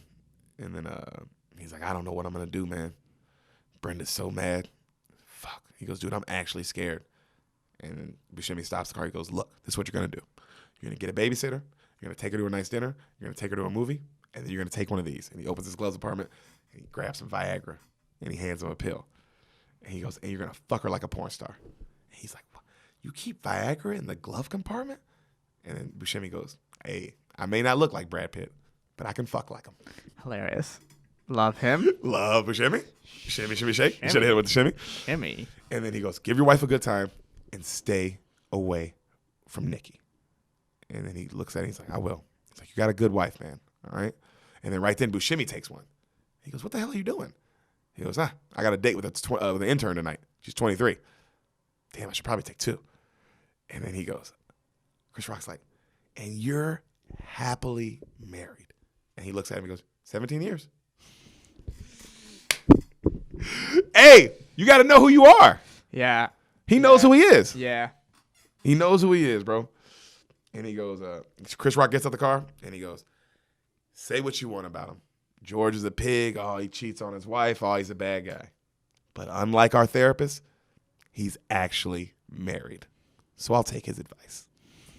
His advice is good. Yeah. His advice isn't like, hey, go. His advice is like, stop doing that shit. Give your wife actually a great night. Make it about her, and then fuck her like a fucking captain should. Right. And make it about her, not about you. Yeah. Good advice. Funny. Hopefully he's done being an idiot, but I have a feeling. Right. Yeah. So he gets home. Cut to he goes, takes her on that date, right? They get home and they're so happy. They're talking about how good the dinner was and how good the movie was, and they're laughing, you know? And then she's like, oh my God, that was such a good time. And then he's like, hey, you go upstairs, right? I'm going to check on the kids. I'll get the babysitter out of here. You know, don't worry about it. She's like, oh. And like she gives him like a little, okay. And she heads on up. And so he kicks the babysitter out really fast. And he goes up, he kisses the babies really quick. And he takes his blue pill. And he comes in the room all cocky, taking his shirt off. And she's knocked out. Like out, you know? And he's like, fuck. Cut to him reading. He's just reading, full boner. As he's just reading. Great shot. That shot, because Chris directed this, that shot was phenomenal, dude. Nothing funnier than seeing a man reading calmly with a rock hard boner. Yeah. Also, he's reading like the Wall Street Journal or some shit. Funny. Like that's just so funny. That's funny. Cut to 4 hours later. Still got that rock hard boner. Okay? And now he's nervous. He calls George. And George's like, what the fuck are you calling me for? It's 3 a.m. He's like, George, I took the pill and I'm still hard. George is like, what? He's like, it won't go down. He's like, well, have you jerked off? He's like, I've come 3 times and I'm still hard and it's your fault, George. It's because of you. And then right then his wife goes, who the fuck are you talking to? And he goes, oh, honey, and she goes, and he turns around. He's got a huge boner. And she's like, is that some bitch? Are you talking to some hoe in my house? He goes, no, it's George. And she goes, what kind of gay ass shit is this? He goes, no, I did it for you. And he tells her about what happened. And she's like, oh my God, you idiot. And she calls 911, right? So they're in the fucking emergency, EMT. And then they got ice all over his dick. And then he's still got a boner. And the lady's like, the ice isn't working. And she's like, oh my God. She's like, is it going blurry? And he's like, yeah, things going a little blurry. Is that bad? She's like, no, it's just, you could go blind. He's like, what? She's like, I'm going to have to do this right now. She pulls out a huge needle. He's like, wait, what are you doing? She's like, I'm going to have to stick this in your penis, okay? It won't hurt. He's like, no, Brenda. She's like, honey, I'm sorry. No. And then all you see is a syringe filling up with blood. You don't see the syringe filling, and you hear the song, the look of love, as it just fills up, is in your eyes.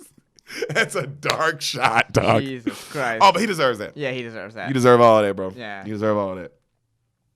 Cut to him voiceover. He goes, after all my drama, I hated women. So now it's cut to him. He's walking on the train, right? Mm-hmm. He goes, even looking at women made me mad. And then you see this woman doing her makeup, right, in a mirror. He's like, Look at her. Do that shit at home, skank. And then another woman is on the phone, and he walks by, and he's like, send an email, bitch. And then another woman walks by, and she's in just complete lingerie, and he's like, well, there's nothing wrong with her. She's fine. Yeah. And so he goes, from now on, family first, period. Cut to him at some lame ass like kids gathering with his wife. Next thing you know, like a montage, right? And then they're taking Christmas pictures of Santa. Then they're taking pictures with the Easter Bunny, and then they're doing Halloween as a family. Like, letting you know, right. Time's gone by. They're mending this. They're fine. They're good now. Right. Or at least they're back to not hating. Not mad at each other. Right. So he goes. He's at work, and right then he goes, but she busted in. And you see Nikki bust in, right? And she's dressed all professional now. She still looks super hot, but now she's got she looks like a businesswoman. You know what I mean? And he goes, man, he's staring at her. She's so beautiful, bro. And he goes, damn, if she called, I could have hung up. She texted, I could have not answered. But in person, I was defenseless. And then you just see her, bro. She's got a white business suit on. It's just like, God damn, So they go get lunch, and Nikki says, hey, I'm getting married. He's like, whoa, that's crazy. Congratulations. What happened? She's like, well, I was at a party.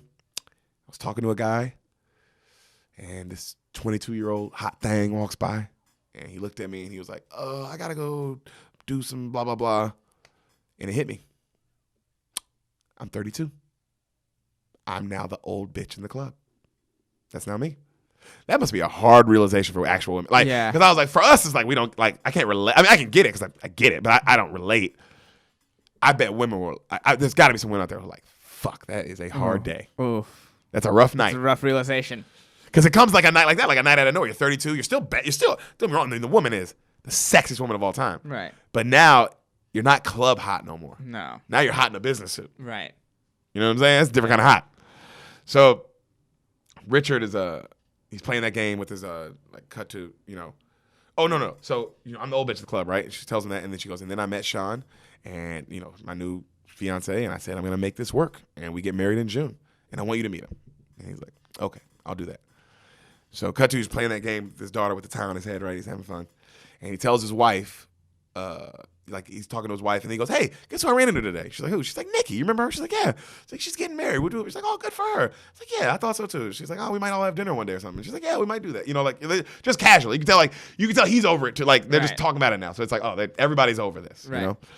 So cut to them in therapy, and they're saying how the therapist is saying how they're, oh my God, you guys look great, you look happy, and they're like, yeah, we're doing much better, we are happier, and things have been going good. And they look at each other and smile like, yeah. And then the therapist goes, how are things physically? And then they both kind of get awkward, and they go, well, we aren't having sex yet, but we're getting along, right? And then Richard's like, yeah, I'm trying to appreciate all the non-sex we're having. And they both smile, and the therapist's like, good. And she just writes down delusional. So, I mean, that's a good way to put it, though, bro. Because it is like, oh, denial. That sounds nice. That sounds like you guys are in a good place. So, Richard, he goes to meet on that lunch with Nikki and her man, right, on a lunch date. But he was running late. He's like, oh, I'm so sorry, guys. I got caught up in a meeting. I couldn't get here on time. And the guy is an actor, too. You recognize him. He's been in a lot of shit, black dude. And he's clearly a successful businessman, and he even knows Richard's boss, big boss. They know they go back. So he's clearly that kind of successful, right? And he tells him oh man, I wish you could have got here earlier. I'd love to meet you. She's told me great things about you, but I gotta head off to my own meeting, And he's like, oh, we'll do it. He's like, but I'd love for us all to get together and have a nice, married dinner or whatever, couples dinner. And Chris Rock's like, absolutely, right? And the guy leaves. So they're looking at each other now, him and Nikki, her and Nikki, and him and he goes, so this is what you want, huh, Nikki? Getting married? And she's like, yep, getting married. He goes, you love him? And she's like, in a few years. Is that not the coldest shit you ever heard in your life, nigga? In that tone, too? Yeah. In a few years. So matter of fact. Ugh. And then she goes, but in the meantime, I'll have a nice house and a husband, a few kids, and I'll never have to live in a goddamn apartment again. And then Chris Rock goes, ugh, don't hurt the guy. And she goes, what do you care? You hurt? He doesn't say anything. And she's like, you know, Richard, we could have been real happy together, me and you. And now she's like dead serious. And he's like, his eyes get big. And she's like, don't you want to be happy? And he's like, look, my life isn't about what I want anymore. And she goes, I hear ice cracking. And he goes, look. And she goes, don't drown, Richie. And she walks off, right? And he goes and like catches up to her. And she's like, hey, Sean leaves in the morning. Come by tomorrow. Let's have a proper goodbye. And he's like, whoa, Nikki, I'm not sure. She stops him. I'll call with the address, and I'll see you tomorrow. She walks off. He's in his bed, and he's just sitting there, right? And he's rolled over, and his eyes are like this, and he's just kind of thinking.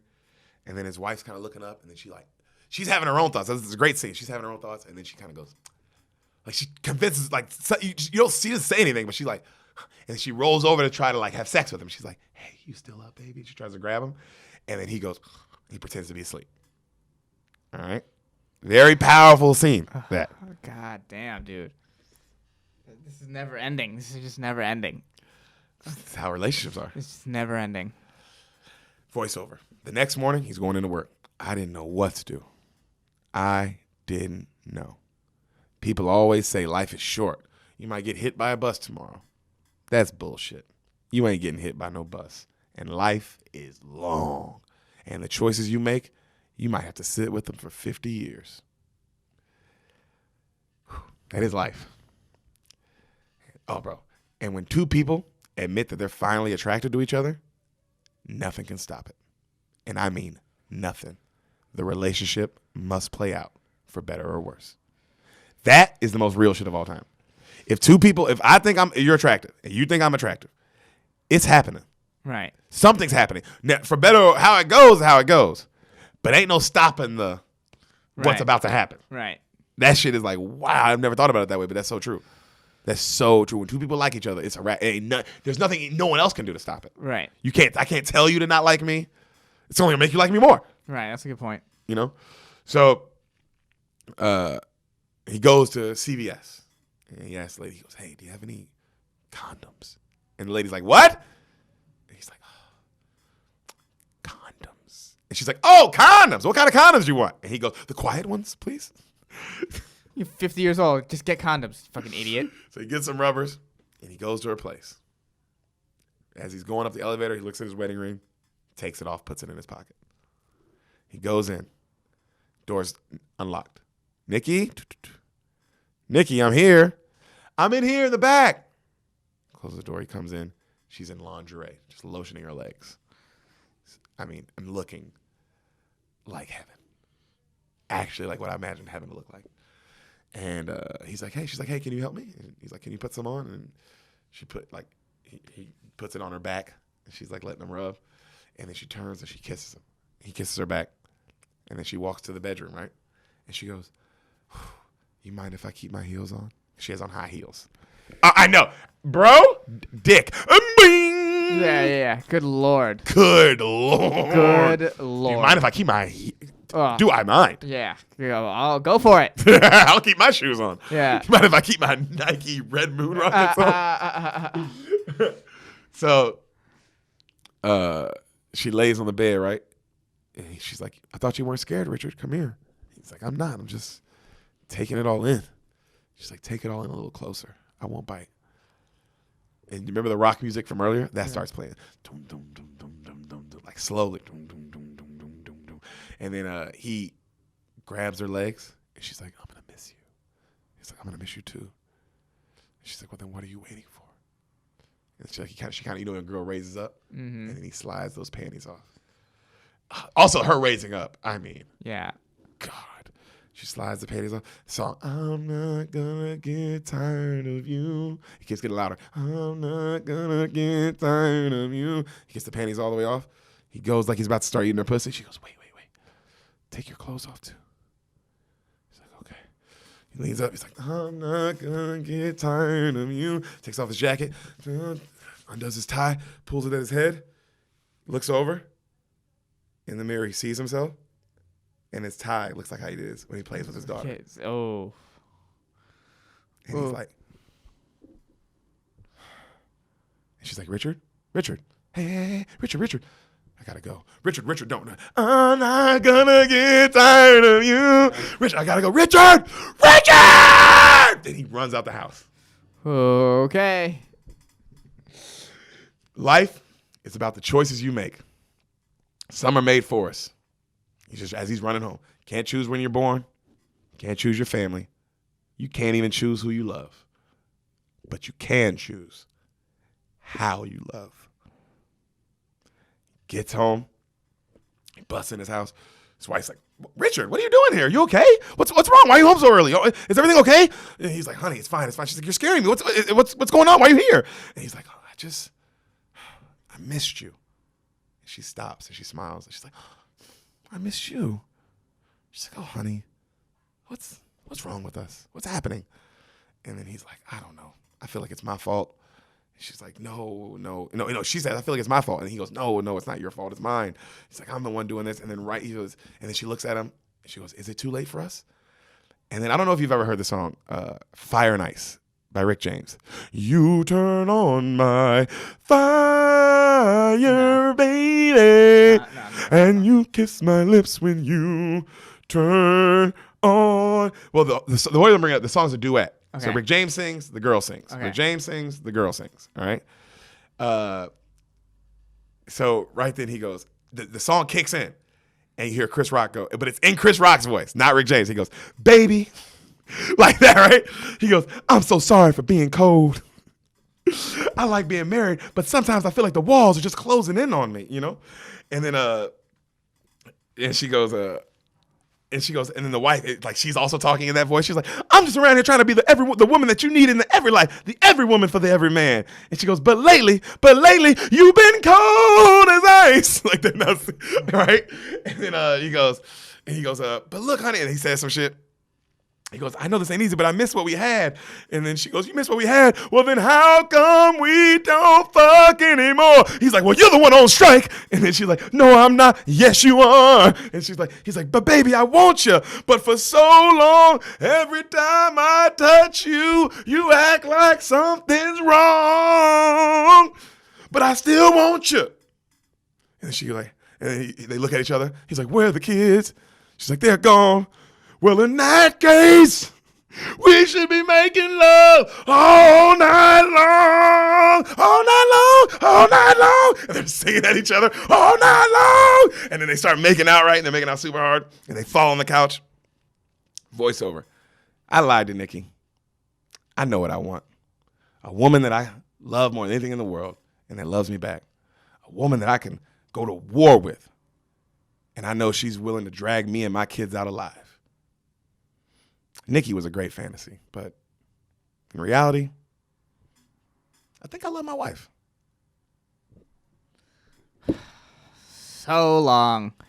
Hour 30 minutes. Really? Yeah. Oh, God. Movie's extremely tight. No, funny. So, I guess not long. Let's take us to what I didn't think there was a dull moment. Yeah. Just so, man, I do not, I spent a lot of this movie not liking Take the characters out of it. How'd you feel about the movie? Because I know the characters I hate. That's the fun part. Yeah. What's it called? That's what makes the movie good. The funny moments I'm super excited for. I'm interested to see if I like this movie. There's part of me is like, I don't know if I'll like it or not. Why, you don't like the characters? Yeah, I don't like the characters. Wait, you don't like the characters like in a movie sense? Because my question is, when I don't like a character, I like the movie. Okay, I see what you're saying. So you're saying when you don't like a character, you don't like the movie? No, not necessarily. Because when I don't like a character, that means the actor was that good that I liked the movie. I guess I guess it's like after a while I found myself not rooting for anybody. Does that mean a bad movie for you that you're not rooting for anyone? Like, do you need to root for someone? Because there are lots of movies where everyone's bad. I guess my question is, why? What in the movie did you not like? Did you not like this? Like, what, if you don't like the movie, was it the story structure? Was it a little bit about the story structure? What was the story structure? I wish I saw. There was so much with him and Nikki and the will they won't they. It's like I kind of wish I just saw a little bit more of the wife, a little bit more of like what she's going through too. You see what he's going through, and you sort of get like why he's sort of acting this way to her. So you wish it wouldn't have been about him and Nikki. You wish it would have been about him and the wife. Yeah. It's But cool. then it's not about the. But then it's not about the Nikki though. I know. I'm just saying. This is what I feel. It's like I kind of want to know. Like, I'm taking it away from you. I'm just saying Right. you're changing the movie if you do that. right. It's not about Nikki now. That's what I'm saying. And I just want to know, like, why is the wife so closed off? What's going on there? What's going on in her life that she's like, I don't want to sleep with this dude either. Like, you know what I mean? Like she fucking pushes him away a lot too. So it's like, what's going on? So you want to dive into the relationship, not the cheating. Yeah. Different movie. Yeah, the cheating can that could be an aspect of the relationship, absolutely. But yeah. Just a little. That's why I found myself thinking that. It's like, I wonder what's going on with her. Okay, I guess my question: do you not find the cheating interesting? You've never been in a relationship. No, I've never been in a relationship. It's not that I don't find the cheating interesting. It's just like you've never been in it. No. You can't relate. That's why I didn't mean this. I mean, Okay. it's interesting that you've never been in a situation. No, so I was like, I can't. I'm trying to put myself there. I can't really do it. But also, it's like. You're like a 50-year-old man and you're fucking flying to DC for this woman and you're not even having, like, you know what I mean? It's like. It's very real. Yeah. That's why nothing about this movie is like, oh, this would never happen. It's like, oh, no. Like, do you hear this and think, oh, this is a movie? No. No, like I said, I said to myself, I can almost see myself being this guy minus the work part. Yeah, that's where it's hard to see. Even for myself, it's hard to connect there. Yeah. I can't connect with that. But I know this guy. I've seen this guy on other guys. Right. You know? But yeah, it's interesting that I've never heard someone say they don't like the movie because they didn't like the character. Yeah. Not like they didn't like the character, like, oh, that character's lame. Like, not like they didn't like the character, like, oh, it's not a good character. You're saying you didn't like the character, like, oh, I didn't like this person. Yeah, the choices and everything was just graded me the wrong way. Yeah. But usually that makes the movie better. But like when I watch Mean Girls, yeah, I hate Homegirl. I hate her choices. But that's me going, oh, this woman is an amazing talent that she made me feel that way. Yeah, but you know, what's it called? I guess with Mean Girls, like I said, I have to watch the movie. At the end of the day, I do have to watch the movie. At a certain point, there are parts. We were talking about Lohan's character, right? Yeah. And how she did. No, the main girl, the main girl. Oh, the main girl. No. But so I'm talking about like Rachel McAdams. Like I'm talking about in the story of Mean Girls, there are characters that I'm rooting for. If that makes sense. Like I just found myself not liking Nikki and not liking him. I like Steve Buscemi a lot. Yeah. Yeah, that's the character I like the most, probably. Yeah. Just from this. But yeah, that's how I felt. I was like, oh, I wonder how I'm gonna feel when I watch this. Actually, watch this movie. Yeah. Interesting. Yeah, I've never thought about that. I've never watched a movie and thought of like, oh man, who am I rooting for? I don't go into a movie like, oh man, I'm gonna root for this person. But I think I do find myself as like, man, if I don't root for any of the characters, I find myself disconnected from it. So if you hate everyone in the movie, but that's the same emotion as liking everyone in the movie. The emotion is hate and love is the same emotion. Yeah, but I don't know. The passion is the same. Yeah, I guess I need that sort of positive aspect. Like even when all the characters are like bad people, there are aspects of them that I like. You know what I mean? So it's like I have to watch the movie. But yeah, I did think that while you were telling this to me. Interesting. I've never thought that. I've seen movies where I was like, oh wow, everyone in this movie, I hate these people and the decisions they're making. But it's like it drives me more. But I associate the feelings. You know? Like, oh wow, you got a feeling out of me. Sure. I mean, I cringed a lot during this. This made me cringe. Most movies, like Blade's not getting a feeling out of you. Blade's not getting a feeling out of me. No. That's what I'm saying. So it's hard for me. I guess my question is, I'm interested in where your line is on when you don't like a movie, when you do like a movie. Right. Like you're not putting feeling in, or do you put feeling into it? Well, Blade is a whole. I didn't. But this feel movie, at all in the but you said movie. like, I don't know if I like this movie. It's like, oh, but you just admitted it made you feel a lot. So I was like, that's interesting to me. That like how could you not like a movie that made you feel? That's my question. Maybe I just didn't like the way it made me feel. But that might be a different thing. But that's different than not liking the movie. Right. That might be a different thing. Yeah. It does make a movie more memorable. That's for sure. Absolutely. So when you leave a movie and it made you feel like shit, which movies can do. Yeah. Like a fucking great example would be the war movie we watched. Makes you feel like shit when you leave it. It's terrible. Dunkirk, 1970. Yes. Dunkirk makes me feel terrible when I watch a movie, but it's a good movie. Yeah, it's a great movie. I've never watched it again. No, and because I know it's, but I don't.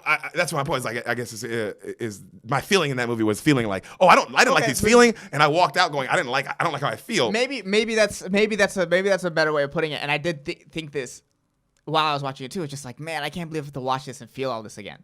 Of watching him make those bad decisions again. Yeah, and also you get to really like judge it.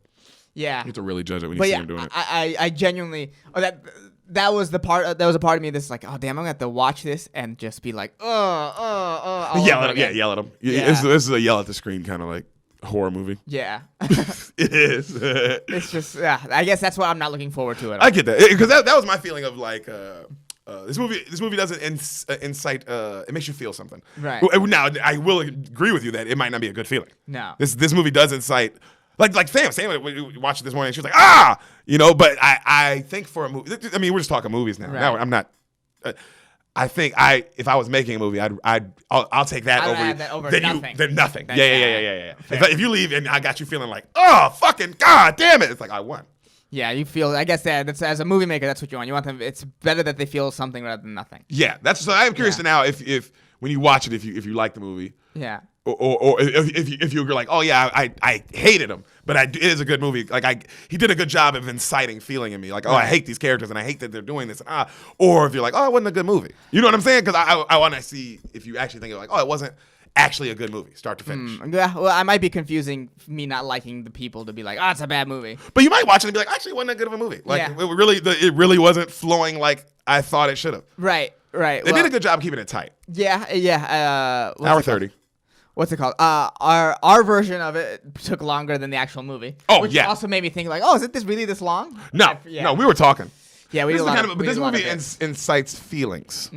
Because think about all the times we started talking about like, why would he do this, and we broke it down. Yeah.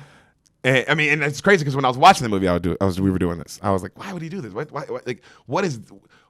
I mean, I know why, not like a why, like no human would ever do this, but why, and like you fucking idiot, why? Yeah. You know what I mean? It's a different kind of feeling of like. Because when you watch a movie, you go, oh man, why would this character do this at all? Then it's like, well, now I'm out of the movie because like nobody would do this. Right. But if I'm yelling at you why, because that's some stupid ass shit you did, then I'm really into it. So that's why I'm curious to see. I'm curious to see how you really feel. What do you think of Louis' writing though?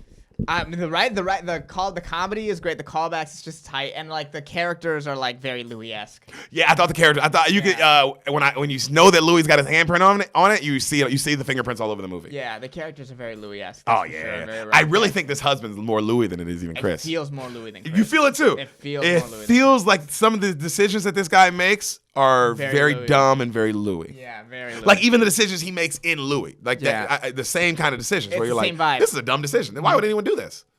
Like, I know why they would do it, but damn, bro, you gotta be a dumbass nigga to do this. Yeah, Louis has that twinge of sadness to it that this has. Yep. Yeah. And this guy is a loser. Even though he's not a loser, this guy's doing well in life. But you know what I mean? Like, the way he's playing himself and just letting himself be played and all that shit. Yeah. It's like, oh man, you're not the George. The George guy ain't a loser. No. You know what I mean? The George has his shit together. Right. He knows who he is. Yeah. Cheats on his wife, but he knows. But interesting movie, man. Interesting movie. Not a rom-com. Yeah. Yeah, not at all. Not at all. I was like, oh, we're gonna do. I was like, because she's like, oh, it sounds like, oh, two romance kind of movies back to back. I was like, this movie's not really what you think. When you rewatch it, you'll remember like, oh, this isn't a rom-com. No. There's comedy in this, and I guess there's romance in this. It's more like it's just a movie. It's like Louis-esque in that. Yeah, it's a drama, bro. Yeah. It's also rated R, which is nice. All the fucks were in the movie. Okay. Every fucking bitch I said is there. Okay. Yeah. All right. Well, I'm excited to watch it, but also kind of not because I know I'm going to feel all those things again. Yeah, you're going to yell at him. I'm going to be mad at him. You're going to yell at him. I'm going to see myself in him, and that's going to be another fucking thing. Until he goes to work. And then you're a guy. We wouldn't be friends if you were like that. Yeah, that's a good point. Well, I would be trying to. We wouldn't do this. How do we do this? Because you would be out with some bitch right now. Yeah. And there's been opportunity, but I've said no because of the quarantine. That's right, guys. I've actually done that. Eve said no. Yeah. Can we get a sign off from Derek Dickdown? Can that guy sign off this episode, please? Yo, that's another spoil the beans. Thank all my niggas for listening. All my niggas, bro. I love y'all. I love y'all, dog. You know what I'm saying? Hey, Triple D love you.